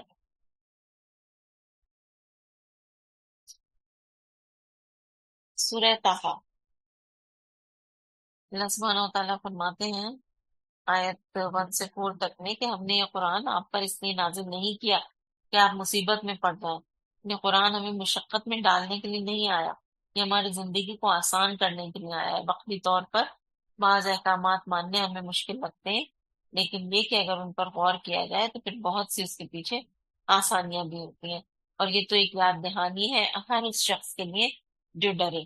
نازل کیا گیا ہے اس ذات کی طرف سے جس نے پیدا کیا ہے زمین کو اور بلند آسمانوں کو۔ تو اس قرآن کی کتنی قدر کرنی چاہیے، ہمارے رب کا کلام ہے یہ، وہ رحمان جو عرش پر مستوی ہے، ہر چیز کا مالک ہے۔ تم چاہے چیخ کر بات کرو، چاہے چپکے سے بات کرو، چاہے اسے مخفی رکھو اپنے دل میں، وہ سب کچھ جانتا ہے، اسی کے لیے اچھے اچھے نام ہیں۔ پھر موسیٰ علیہ السلام کے بارے میں بات آئی کہ انہوں نے ایک آگ دیکھی اور پھر اپنے گھر والوں سے کہا کہ میں لے کر آتا ہوں وہاں سے کچھ انگارہ، شاید ہمارے کام آ جائے، اور وہاں پہنچے تو اللہ سبحانہ و تعالیٰ نے ان کو پکارا کہ اپنی جوتیاں اتار دو اور تم ایک مقدس جگہ میں ہو، اور میں نے تمہیں چن لیا ہے، تو تم کہ میں ہی اللہ ہوں، میرے سوا کوئی الہ نہیں، بس تم میری بندگی کرو، میری یاد کے لیے نماز قائم کرو۔ اور قیامت کی گھڑی ضرور آنے والی ہے، لیکن اس کا وقت جو ہے وہ صرف اللہ سبحانہ و تعالیٰ کو پتا ہے۔ پھر دو جو نشانیاں اللہ سبحانہ و تعالیٰ نے ان کو دی تھی، ایک تو یہ کہ ان کی جو لاٹھی تھی وہ ان سے کہا کہ پھینکو اس کو، اور وہ اژدہا بن گیا، اور پھر ان سے کہا کہ اٹھا لو اس کو تو وہ ٹھیک ہو گیا۔ اب یہ کہ جب پھر اس کے بعد دوسری یہ تھی کہ ان کو ہاتھ ان کا کہا کہ اپنا جو ہاتھ ہے وہ اپنی بغل میں دباؤ، وہ چمکتا ہوا نکلے گا بغیر کسی تکلیف کے۔ اور پھر کہا کہ فرعون کے پاس جاؤ، اور اس میں ایک مشہور دعا جو ہم پڑھتے ہیں کہ اللہ سبحانہ و تعالیٰ نے جو ان کو سکھائی، کہ انہوں نے کہا کہ رب اشرح لی صدری، اے پروردگار میرا سینہ کھول دے اور میرے کام کو میرے لیے آسان کر دے، میری زبان کی گرہ سمجھا دے تاکہ لوگ میری بات سمجھ سکیں۔ اور یہ اسی وقت ہو سکتا ہے جب اس بات کی زیادہ فکر ہو کہ لوگوں کو بات سمجھ میں آ جائے۔ دو طرح کے بات کرنے والے ہوتے ہیں، ایک وہ ہوتے ہیں جنہیں یہ فکر ہوتی ہے کہ اوروں کو میری جو ہے وہ پرسنالٹی جو ہے، پریزنٹیشن جو ہے وہ اچھی لگے، میں اچھے نظر آؤں، میری بات ہو اور میرا روب جم جائے۔ اور ایک وہ ہوتے ہیں جو سادہ سے انداز میں بات کرتے ہیں اور ان کو فکر اس بات کی ہوتی ہے کہ میری بات دوسروں تک پہنچ جائے اور لوگ اس سے فائدہ اٹھا لیں۔ تو موسیٰ علیہ السلام وہی دوسرے گروہ سے تھے کہ جن کو انسانوں کا دکھ ہوتا تھا، جو انسانوں کے ہمدرد ہوتے تھے، کہ ان تک بات پہنچے۔ اور پھر انہوں نے اپنے بھائی کے لیے دعا کی کہ ان کو، ان کے گھر والوں میں سے ان کو ان کے ذریعے سے میرے ہاتھ مضبوط کر دے اور اسے میرے کام میں شریک کر دے، کیوں؟ تاکہ ہم خوب تیری پاکی بیان کریں۔ ورنہ کیا ہوتا ہے کہ ایک سے دو لوگ ہوتے ہیں تو کیا باتیں شروع ہو جاتی ہیں نا، ادھر ادھر کی باتیں، دنیا بھر کے حالات، تبصرے، اور پھر وہ غیبت ہو جاتی ہے، پھر یہ سب چیزیں۔ لیکن انہوں نے کیوں مانگا ان کا ساتھ؟ تاکہ ہم خوب تیری پاکی بیان کریں، کثرت سے اللہ کا ذکر کریں، بے شک تو ہمیشہ ہمارے حال پر نگراں رہا ہے۔ نہیں تو ہمارا حال تیری نگاہوں کے سامنے ہمارا حال ہے، تو دیکھنے والا ہے، البصیر ہے اللہ سبحانہ و تعالیٰ کی صفت۔ یعنی ہم تسبیح کر رہے ہوں یا ذکر کر رہے ہوں یا دین کے کام کے مشورے کر رہے ہوں، کیونکہ دونوں کو مل کر حکمت عملی بنانی تھی، پلاننگ کرنی تھی اور کام کرنا تھا۔ تو یا اللہ ہم ہر حال میں تیری نگاہوں کے سامنے ہیں۔ تو یہی ہے کہ جب دین کا کام کرنا ہوتا ہے نا، تو بہت لوگوں کی ضرورت ہوتی ہے۔ پھر فرمایا اللہ سبحانہ و تعالیٰ نے کہ دیا گیا جو تو نے مانگا ہے موسیٰ، ہم نے پھر ایک مرتبہ تجھ پر احسان کر دیا۔ یاد کر وہ وقت جب ہم نے تیری ماں کو اشارہ کیا تھا۔ کیا اشارہ کیا تھا اللہ سبحانہ و تعالیٰ نے؟ ان کے دل میں القاء کیا تھا کیا کہ اس بچے کو اس میں پیٹی میں رکھ کر اس میں دریا میں بہا دو۔ کہ پتہ تھا وہ ادھر دشمن کے پاس، اور یہ بھی بتا دیا کہ میرا دشمن اس بچے کا دشمن اسے اٹھا لے گا، لیکن پھر یہ کہ یہ بھی ان کے اوپر ان کو یہ تسلی بھی ان کی طرف سے دلوا دی کہ یہ جو ہے میری نگرانی میں پالا جائے گا۔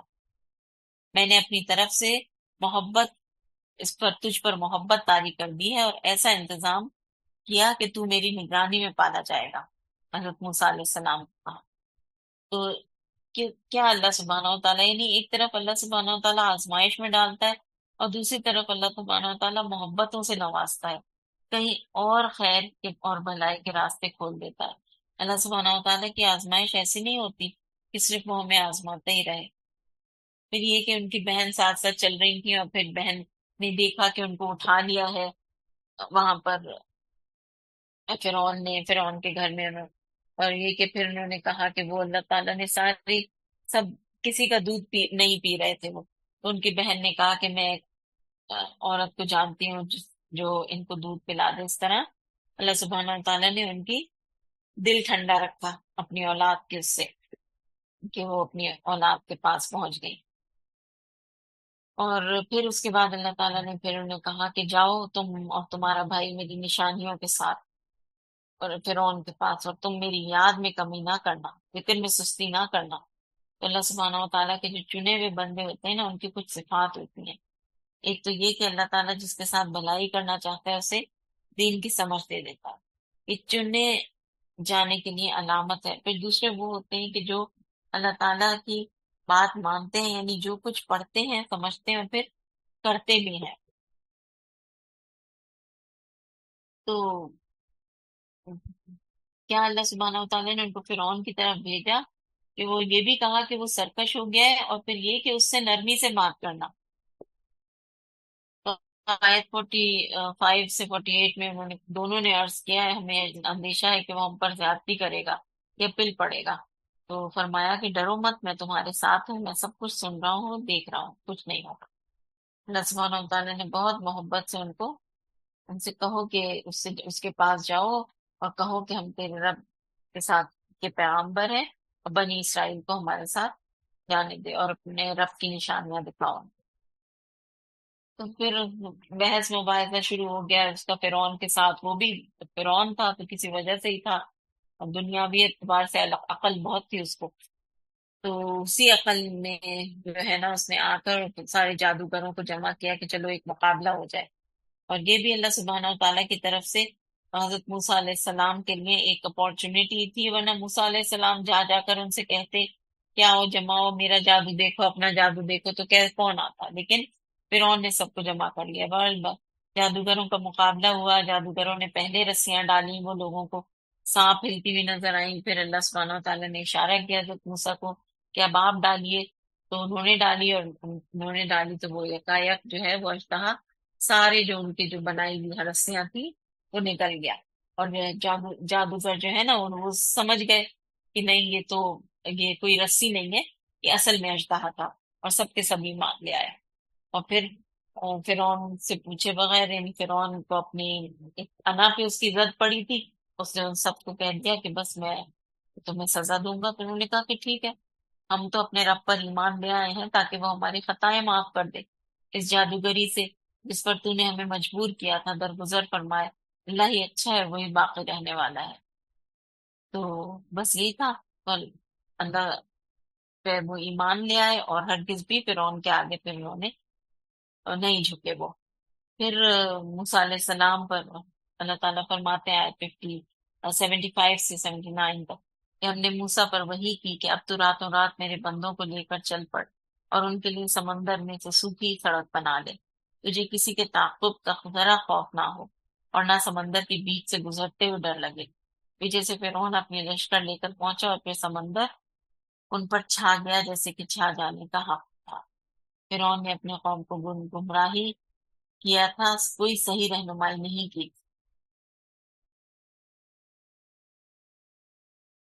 پھر آگے فرمایا کہ اے نبی صلی اللہ علیہ وسلم، آیت 80 میں، اے بنی اسرائیل، اے بنی اسرائیل، ہم نے تمہیں تمہارے دشمن سے نجات دی، اور تم پر پھر منو سلوا اتارا کہ کھاؤ ہمارا دیا ہوا پاکیزہ رزق، اور سرکشی مت کرنا ورنہ میرا غضب ٹوٹ پڑے گا۔ پھر اس کے بعد اللہ سبحانہ و تعالیٰ نے موسیٰ علیہ السلام کو کوہ طور پر بلایا، پھر موسیٰ علیہ السلام کے پیچھے اور لوگ بھی آ رہے تھے جن کو انہوں نے سلیکٹ کیا تھا وہاں لے جانے کے لیے، تو وہ جلدی جلدی پیچھے پیچھے آئے، جلدی جلدی آگے نکل گئے، اور پیچھے پیچھے قوم کے لوگ آ رہے تھے۔ اللہ سبحانہ و تعالیٰ نے پوچھا کہ کیا چیز ہے جو تمہیں جلدی لے آئی؟ انہوں نے کہا کہ میں اس لیے آ گیا ہوں جلدی تاکہ تو مجھ سے خوش ہو جائے، اور پھر اللہ سبحانہ و تعالیٰ نے فرمایا اچھا تو سنو، ہم نے تمہارے پیچھے تمہاری قوم کو آزمائش میں ڈال دیا ہے، اور سامری انہوں نے گمراہ کر ڈالا ہے۔ موسیٰ علیہ السلام سخت غصے اور رنج کی حالت میں اپنے قوم کی طرف پلٹے۔ تو یہاں پہ تفصیلات نہیں دی گئی ہیں، صرف وقتی واقعات اور ٹائم لائن کا ذکر کیا گیا ہے کہ کیا کیا ہوا تھا۔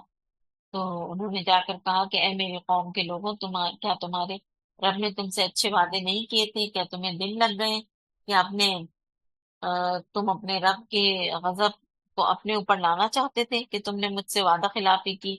تو انہوں نے جواب دیا کہ ہم نے آپ سے وعدہ خلافی کچھ اپنے اختیار سے نہیں کی، معاملہ یہ ہوا کہ بھائی تو اپنی باتیں، یعنی کہ آیت 87 سے 96 تک یہ فرمایا کہ یہ جھامری نے ان سے جو زیورات جو انہوں نے چھوڑ دیے تھے تو وہ ان کے بچڑے کی مورت بنا لی تھی، اور پھر اس طرح سے ان کو گمراہ کر دیا تھا۔ بہرحال انہوں نے موسیٰ علیہ السلام نے پھر سامری کے لیے کہا کہ بس تو اب زندگی بھر تو یہی پکارتا رہے گا کہ اب تو جا یہاں سے اور مجھے نہ چھونا، یعنی اس کے لیے ایسا ہو جائے گا کہ وہ خود ایسا ہوگا، ایسی بیماری اسے ہو جائے گی کہ وہ کسی کو اپنے آپ کو ٹچ بھی نہیں کرنے دے گا۔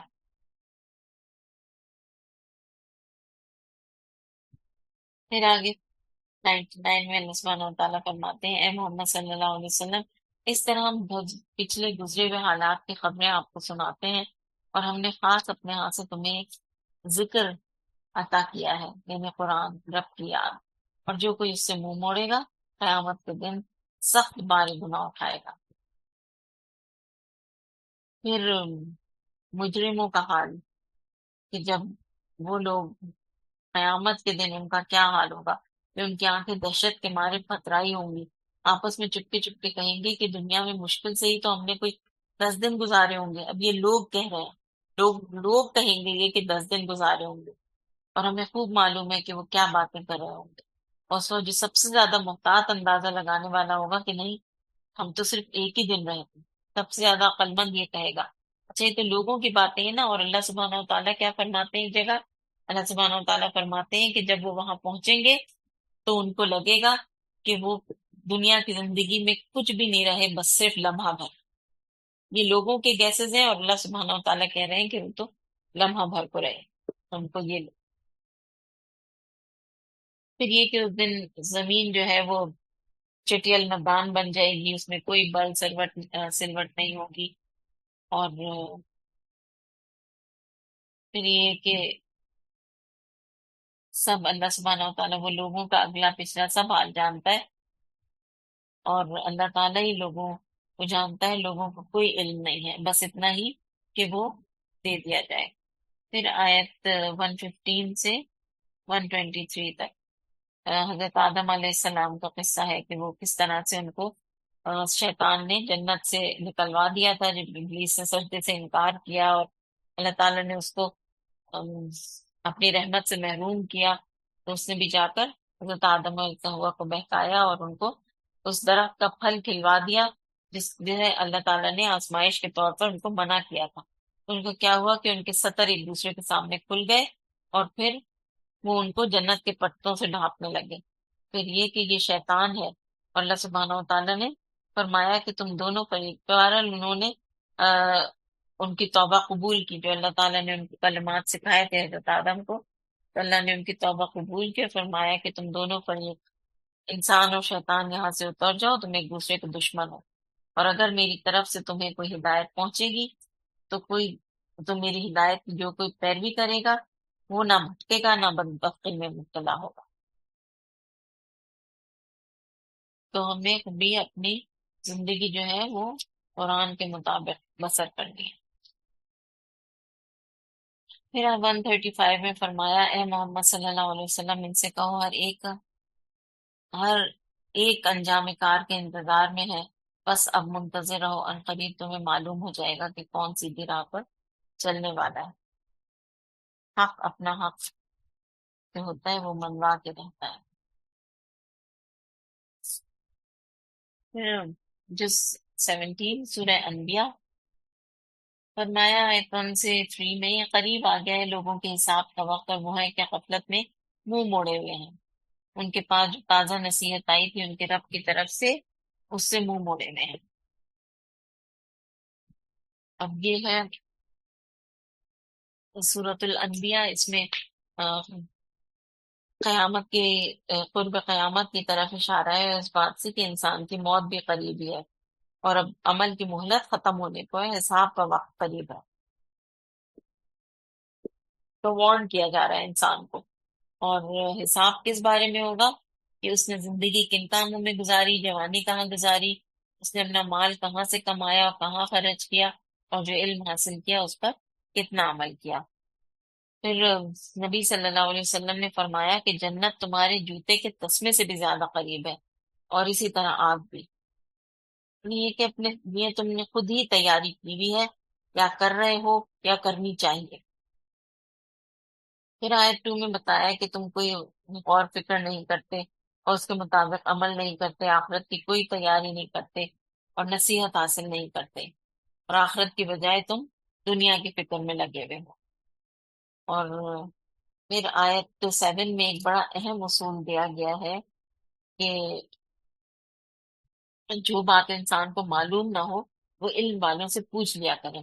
یعنی پوچھنے میں، جاننے میں اس کو کوئی حیا نہیں ہونی چاہیے، جھجک نہیں ہونی چاہیے. خیر کی بات کا انسان کو حریص ہونا چاہیے، شک و شبہات سے پاک علم ہونا چاہیے، جس پہ انسان خود بھی کانفیڈنٹلی عمل کر سکے، اور دوسروں کوئی اور پوچھے تو اس کو بھی کانفیڈنٹلی بتا سکے، کوئی شک نہ ہو.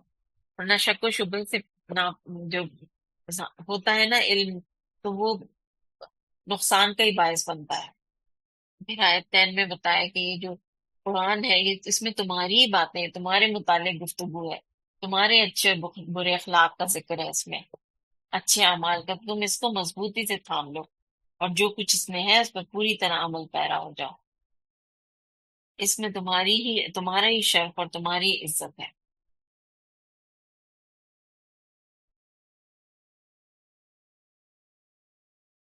آگے آیت 11 میں جو ہے وہ پچھلی بستیوں کے انجام سے خبردار کیا جا رہا ہے، اور اس صورت میں جو ہے نا وہ کثرت سے انبیاء کا ذکر ملتا ہے، یعنی صورت کے اندر جو کانٹینٹ ہے وہ انبیاء سے متعلق ہے، اور یہاں بھی جو بات کہی جا رہی ہے کہ جن بستیوں کے اندر بھیجے گئے تھے انبیاء ان کے ساتھ کیا بھی تھی، یہ ذکر ہے۔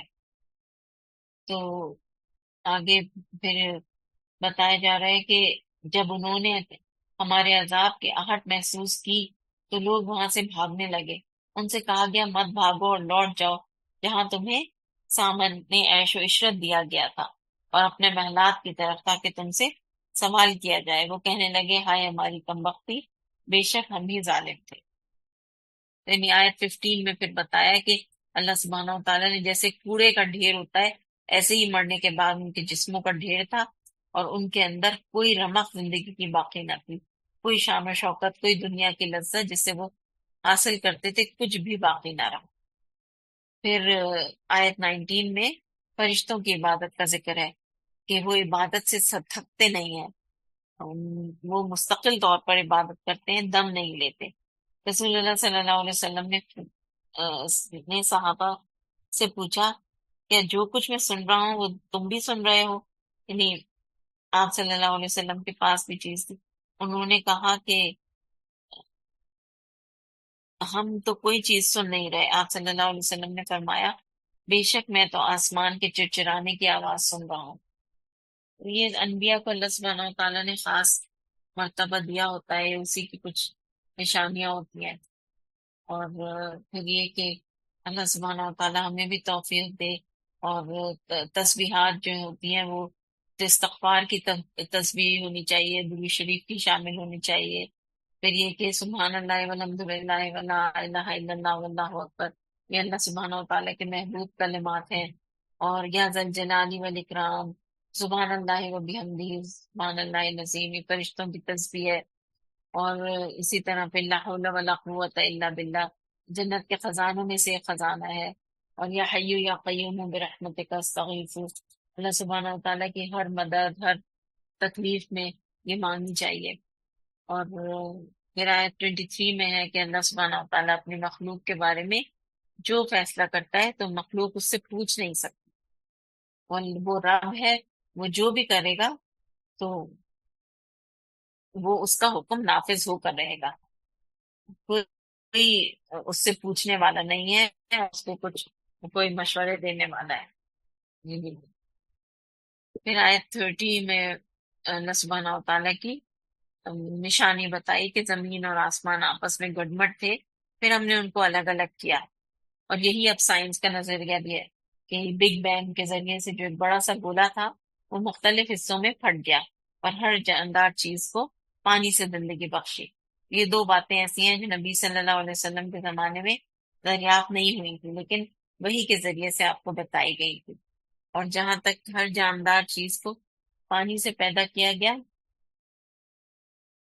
اس کے بارے میں حدیث میں آتا ہے کہ ابو ہریرہ رضی اللہ تعالیٰ عنہ کہتے ہیں کہ ایک بار وہ نبی صلی اللہ علیہ وسلم کے پاس آئے اور کہا یا رسول اللہ صلی اللہ علیہ وسلم، جب میں آپ کو دیکھتا ہوں تو میرا دل ٹھنڈا ہوتا ہے اور آنکھوں کو قرار آ جاتا ہے، بس آپ مجھے ہر چیز کی اصل بتائیے۔ تو آپ صلی اللہ علیہ وسلم نے فرمایا ہر چیز پانی سے پیدا کی گئی ہے۔ ہر چیز ابتدا میں پانی تھی اور بعد میں پھر وہ ٹھوس، مائع اور گیس میں تقسیم ہو گئی، یعنی سالڈ، لکوڈ، گیس، تین اسٹیٹس ہوتی ہیں نا کسی بھی چیز کی۔ پھر اللہ سبحانہ و تعالیٰ کی نشانیوں میں یہ بتایا کہ پہاڑوں کا وزن کہ ان کو میخوں کی طرح سے زمین میں کاٹ دیا اور گاڑ دیا تھا۔ اور پھر 34 میں بتایا کہ ہمیشہ کے لیے دنیا میں کوئی بھی نہیں آیا، انبیاء کو بھی دنیا سے جانا ہوتا ہے، وہ فوت ہوتے ہیں۔ رسول اللہ صلی اللہ علیہ وسلم نے فرمایا جبریل علیہ السلام میرے پاس آئے اور کہا اے محمد صلی اللہ علیہ وسلم، جیسے چاہو زندگی گزار لو، بالآخر مرنا تو ہے، جس کو چاہو اپنا محبوب بنا لو، یقیناً تمہیں بالآخر ان سے جدا تو ہونا ہے۔ یعنی دنیا میں انسان جیسی چاہے زندگی بسر کرے، مرنا تو ہے۔ اللہ تعالیٰ نے سب بتا دیا ہے۔ جتنا چاہے دنیا کا سامان اکٹھا کر لیں، آرائشوں کا، آسائشوں کا سامان اور زینت کے سامان اکٹھا کر لیں، دنیا میں جس سے چاہے محبت اختیار کر لیں، لیکن ایک دن یہ سب کچھ چھوڑنا ہوگا۔ باقی صرف وہی ہوگا جو اللہ سبحانہ تعالیٰ نے بتایا۔ ایک کفن میں انسان جائے گا اور صرف اس میں اعمال کی پوٹلی اس کے ساتھ ہوگی۔ پھر خوش قسمت لوگ کون ہوتے ہیں؟ ایسے لوگ جو اپنی ذمہ داریاں عطا کر کے، جو اللہ نے ان کو زندگی میں دیا ہے، اپنے ہاتھوں سے تقسیم کر کے، صدقہ خیرات کر کے، اور سادہ سی زندگی رکھتے ہیں۔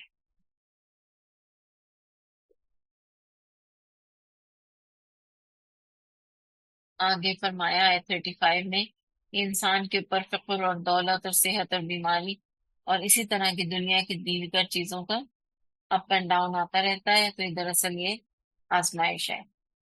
اور کیا آزمائش ہے؟ کہ تکلیف پر انسان صبر کرتا ہے یا نہیں، اور خیر و بھلائی ملنے پر شکر ادا کرتا ہے یا نہیں۔ اور شکر جو ہے وہ صرف زبان سے نہیں ہوتا، دل سے ہوتا ہے، عمل سے ہوتا ہے۔ اور عملی شکر کیا ہے؟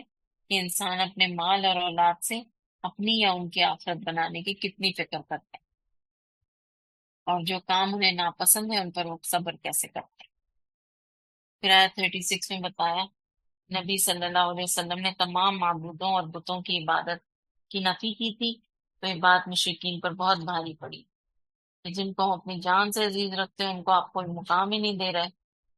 تو اس پر آپ صلی اللہ علیہ وسلم نے فرمایا کہ اصل مقام کس کا تھا، اصل قدردانی کس کی کرنی چاہیے تھی؟ اللہ سبحانہ و تعالیٰ فرماتے ہیں اللہ رب العزت کی۔ انہوں نے اللہ کی قدر گھٹا دی، اس نے انہیں اس کی ان کو فکر نہیں، اور جو معبودوں کی نفی کی گئی ہے اس پر یہ بہت پریشان ہے۔ پھر انسان کی حقیقت بتائی کہ انسان جلد باز مخلوق ہے، اسی لیے جو ہے نا وہ تشویش اور پریشانی انزائٹی میں ہوتا ہے۔ تو یہ اسی وجہ سے ہوتی ہے کہ کام جلدی ہو جائے، یہ کیوں نہیں ہو رہا، حالانکہ ہر چیز کے لیے صبر چاہیے ہوتا ہے۔ اللہ سبحانہ و تعالیٰ سے پہ پورا یقین اور صبر۔ پھر یہ ہے کہ اللہ سبحانہ و تعالیٰ کے سپورٹ کر دینے چاہیے معاملات، اور کیا کرنے کے ہیں دو کام۔ ایک یہ کہ اللہ اس کام میں آسانی کر دے میرے لیے، میری فکر دور کر دے، یہ دعا۔ اور میرا یہ کام تیرے سپرد ہے، تجھے ہی کرنا ہے، تو انسان کا بوجھ ہٹ جائے گا، انگزائٹی دور ہو جائے گی۔ انگزائٹی دور کرنے کی دو دعائیں ملتی ہیں، مانگنی چاہیے۔ آگے اللہ سبحانہ و تعالیٰ فرماتے ہیں کہ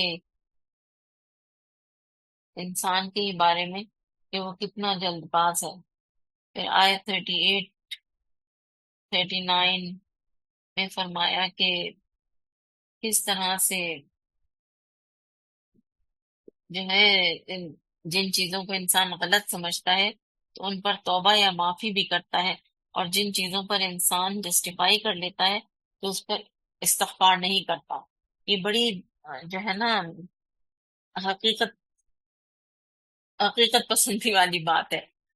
تو پھر یہ کہ 47 میں فرمایا کہ جن نیکیوں کو ہم معمولی سمجھتے ہیں، بہت اور بہت آسان سمجھتے ہیں، ان کا بھی وزن ہوگا۔ اور آپ صلی اللہ علیہ وسلم نے فرمایا کہ 5 چیزیں ہیں جو میزان عمل میں کتنی بھاری ہیں، لا الہ الا اللہ، اللہ اکبر، سبحان اللہ، الحمد للہ۔ وہ نیک اولاد جو فوت ہو جائے اور اس کے ماں باپ اجر کی نیت سے اس پر صبر کر لیں۔ اور پھر اسی طرح آیت 50 میں قرآن مجید کے بارے میں بتایا کہ یہ بہت برکت والا ہے، اور برکت جو ہے وہ یعنی کسی چیز میں اضافہ ہونا اور اس کا قائم رہ جانا، تو یہ ہے۔ پھر آیت 53 میں ہے کہ آپ صلی اللہ علیہ وسلم دیکھ رہے ہیں کہ ہمیشہ جہاں بتوں کی عبادت کی دلیل پوچھی جاتی ہے تو ایک قوم میں ایک ہی جواب ہوتا ہے کہ یہ ہمارے باپ دادا کی روایت ہے، جس کی نہ کوئی ان کے پاس دلیل ہے، بس یہی ایک جواب ہے، خود انہیں سمجھ نہیں آتا کہ کیا بول رہے ہیں۔ پھر آیت 72 میں حضرت ابراہیم علیہ السلام کا بتایا کہ آپ نے صرف بیٹا مانگا تھا، 7 پوتے کی خوشخبری بھی ان کو عطا کی گئی، اور انہوں نے پھر اللہ تعالیٰ نے ان کی پوری، ان کے لیے خزانے، یعنی دعا کا بتایا کہ اللہ سبحانہ و تعالیٰ کے خزانے ہیں، آپ جتنا چاہے مانگتے چلے جائیں۔ ہمارے مانگنے میں کمی ہوتی ہے، ہماری زبانیں جو ہیں وہ کنگ ہو جاتی ہیں، لیکن تھوڑی دیر کے بعد الفاظ بھی ختم ہو جاتے ہیں کہ کیا مانگے، لیکن اللہ تعالیٰ کو دینے میں کوئی مشکل نہیں۔ پھر یہ کہ آیت 80 میں پھر حضرت سلیمان اور حضرت داؤد علیہ السلام کو دی تھی، انہوں نے تو نعمتیں جو اللہ نے دی تھی ان کو کیسے انہوں نے استعمال کیا، اللہ سبحانہ و تعالیٰ کی خاطر استعمال کیا۔ اور داؤد اور سلیمان علیہ السلام جو ہے وہ ایکسٹراڈنری قسم کی سہولتیں اور نعمتوں سے اللہ سبحانہ و تعالیٰ نے ان کو نوازا تھا، اور ان نعمتوں کو انہوں نے اللہ کی اطاعت میں استعمال کیا، اور یہی شکر تھا۔ پھر حضرت ایوب علیہ السلام کا ذکر ہے کہ کتنا وہ بیمار رہے تھے، 18 سال۔ اس کے بعد اللہ تعالیٰ نے ان کو جس طرح آزمایا، اور پھر اس کے بعد آزمائشوں کے بعد اللہ تعالیٰ نے انہیں کیا کیا کچھ عطا نہیں کیا۔ پھر اس کے بعد آیت 86 میں ایوب علیہ السلام کا، اور ایوب علیہ السلام کے بعد اسماعیل علیہ السلام کا، ادریس علیہ السلام کا، اور ذوالکفل علیہ السلام کی بھی خاص خوبی بتائی گئی کہ وہ کون سی نعمت تھی جو ان کو دی گئی تھی، وہ صبر کی نعمت تھی۔ پھر ذنون کی مچھلی والے یعنی یونس علیہ السلام کی بات آئی 87 میں کہ اللہ تعالیٰ نے ان کو بھی اپنی رحمت میں داخل کیا، اور جب انہوں نے اندھیروں میں اللہ سبحانہ و تعالیٰ کو پکارا، اور کیا پکارا تھا؟ لا الہ الا انت سبحانک انی کنت من الظالمین، اللہ تیرے سوا کوئی الہ نہیں، بس آپ پاک ہیں اور میں ہی قصوروار ہوں۔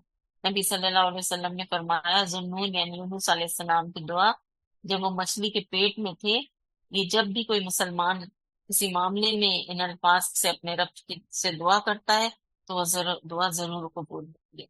تو یہ پڑھنی چاہیے دعا قبول کرنے سے پہلے، دعا مانگنے سے پہلے۔ اب یہ ہے کہ آیت 90 میں بتایا کہ یہ لوگ نیکی کے کاموں میں دوڑ دھوپ کرتے تھے، اور ہمیں رغبت اور خوف کے ساتھ پکارتے تھے، اور ہمارے آگے جھکے رہتے تھے۔ تو ان کی دعائیں کیوں قبول ہوتی تھی؟ کیونکہ یہ لوگ نیک لوگ تھے، اور اگر ہم چاہتے ہیں کہ اللہ سبحانہ و تعالیٰ ہماری دعائیں بھی قبول کریں تو ہمیں بھی اس پر اپنا ایمان مضبوط کرنا ہوگا، اور ہر پکار پر اللہ کی لبیک کہنا ہوگا۔ پھر یاجوج ماجوج کا دوبارہ سے سارا ذکر ہے جو ہم پیچھے پڑھ چکے ہیں۔ پھر آیت 107 میں فرمایا کہ نبی صلی اللہ علیہ وسلم کو تمام دنیا والوں کے لیے رحمت بنا کر بھیجا، کیونکہ جب تک آپ موجود تھے اس وقت تک اللہ نے فرمایا تھا کہ وہ عذاب نہیں دے گا۔ آپ دشمنوں کے لیے سراپا رحمت تھے، دشمنوں کے لیے بھی۔ آپ صلی اللہ علیہ وسلم سے کہا گیا رسول اللہ صلی اللہ علیہ وسلم مشرکین کے لیے بد دعا کیجیے، تو آپ صلی اللہ علیہ وسلم نے فرمایا کہ مجھے لعنت کرنے والا بنا کر نہیں بھیجا گیا، بلکہ مجھے تو رحمت بنا کر بھیجا گیا ہے۔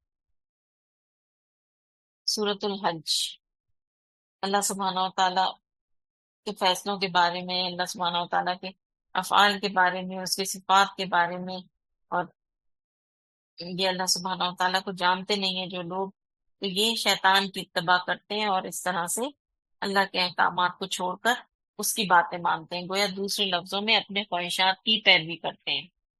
اور آپ صلی اللہ علیہ وسلم کو آیت 5 میں بتایا کہ جس طرح وحی کے ذریعے آپ صلی اللہ علیہ وسلم کو یہ علم حاصل ہوا ہے، اور آپ نے انسان کی تخلیق کے مرحلے اور اس کی سٹیجز بتائی ہیں، وہ آج پچھلی صدی میں بھی ہو ثابت ہو چکی ہیں، اور آپ صلی اللہ علیہ وسلم ان چیزوں سے خود ناواقف تھے، ہیں، ابھی ثابت ہوئی ہیں، تو آپ، لیکن اللہ نے آپ کو بتا دیا تھا وحی کے ذریعے سے۔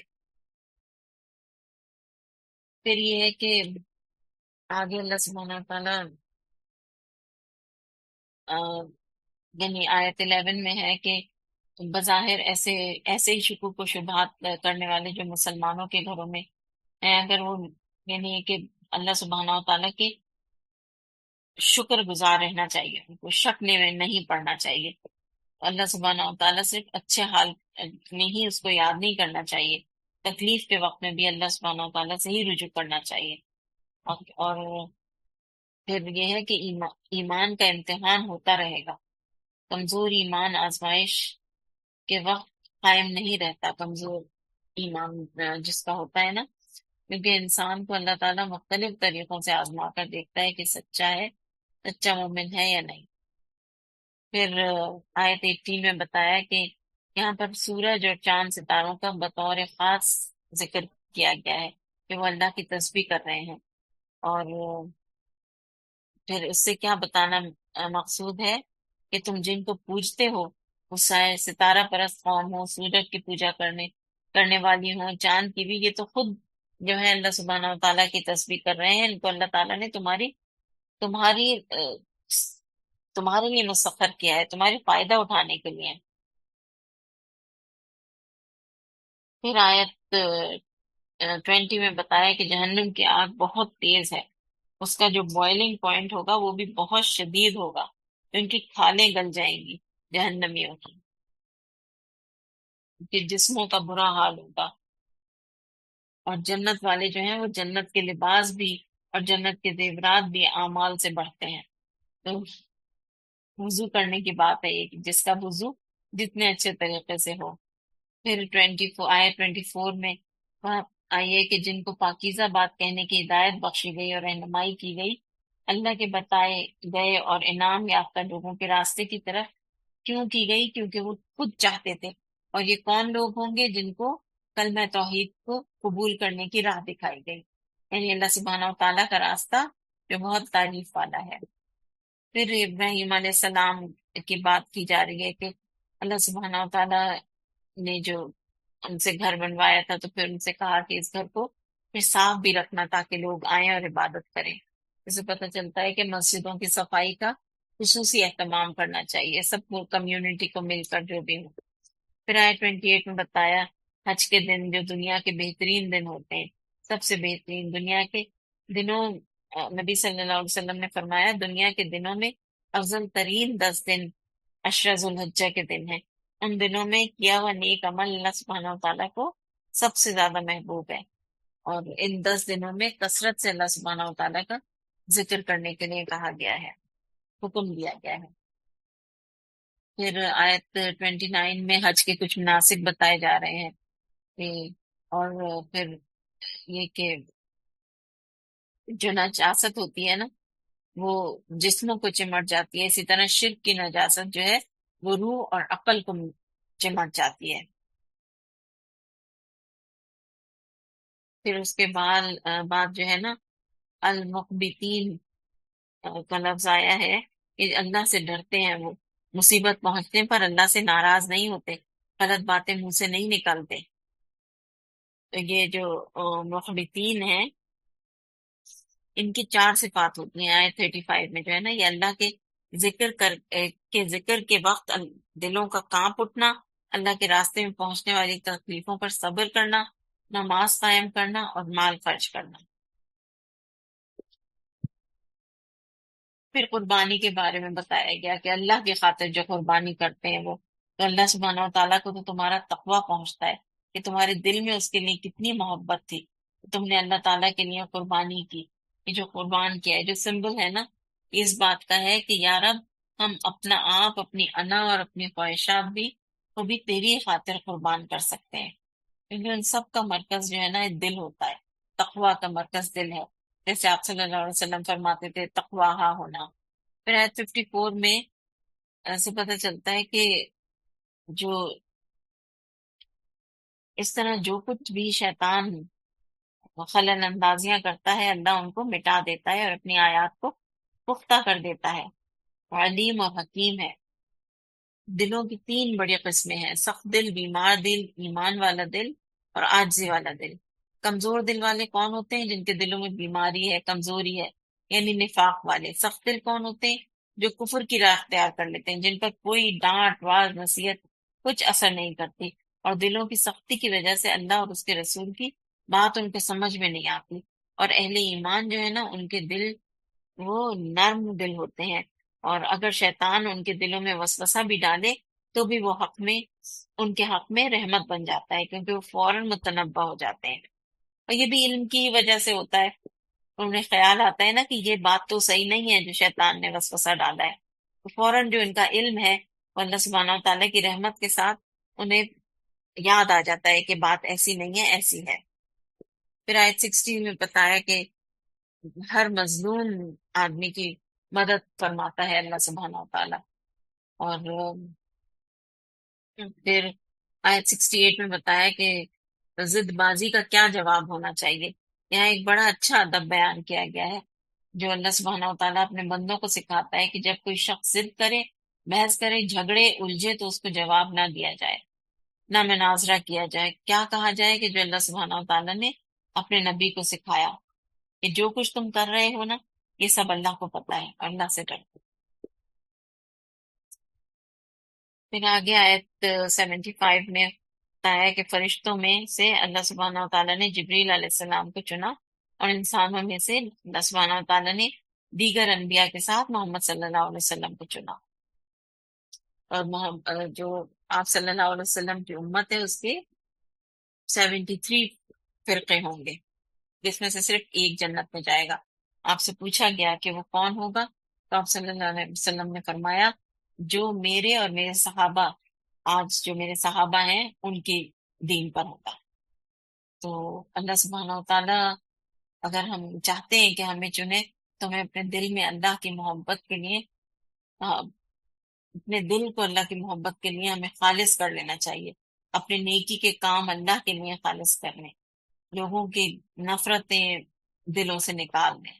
نہیں آپ کا کیا ہے، بس یہ ہے کہ ہاں لوگوں کی طرف سے تکلیفیں پہنچتی ہیں، بہت تکلیفیں پہنچتی ہیں، اپنوں کی طرف سے بھی پہنچتی ہیں، لیکن یہ کہ اس سے آپ کو انسان کا یہ اندازہ ہو جاتا ہے کہ اس کا نیچر کیا ہے، تو اس سے تھوڑا سا یہ اندازہ ہو جاتا ہے کہ ہاں ہمیں اس سے کتنا فاصلہ کتنا رکھنا ہے، کیونکہ ہمارے پاس ٹائم نہیں ہے نا، ہمیں اپنی آخرت کے لیے ابھی بہت کچھ کرنا ہے۔ اور اگر ان ٹاکسک لوگوں کی جو زہر جو ہے نا، وہ ان کی وہ جو نفرتیں ہیں یا ان کا جو بغض ہے یا ان کی جو حرکتیں ہیں، ان کو ہم لے کر بیٹھ جائیں گے تو ہمارا یہ ٹائم سارا ضائع ہو جائے گا۔ پھر آیت 78 میں بتایا کہ ہمارا نام کیا ہے، مسلم۔ اور اخلاص میں کیا آتا ہے کہ اسلام، اپنا آپ اللہ کے سپرد کر دینا، جیسے ہمارا ہے نا نام اسلم تو للہ، سپرد کر دیا میں نے اپنے آپ کو اللہ کے۔ پھر آگے اللہ سبحانہ و تعالیٰ نے یہی بتایا کہ یہاں پر آیت 78 میں ہی کہ یہ حقیقت ہے کہ ہمارے دین میں کوئی تنگی نہیں ہے، اور اللہ سبحانہ و تعالیٰ نے بہت احکامات جس طرح سے دیے ہیں اس طرح سے کچھ رخصتیں بھی دی ہیں، اور جس طرح احکامات پر عمل کرنے کا ثواب ہے، اسی طرح جو رخصتیں ہیں ان کو بھی استعمال کرنے کا، ان کو بھی لینے کا بہت اجر ہے۔ وآخر الدعوانا ان الحمد للہ رب العالمین، سبحانک اللہم و بحمدک، اشہد ان لا الہ الا انت، استغفرک و اتوب الیک۔ جزاکم اللہ خیرا کثیرا۔ السلام علیکم و رحمۃ اللہ وبرکاتہ۔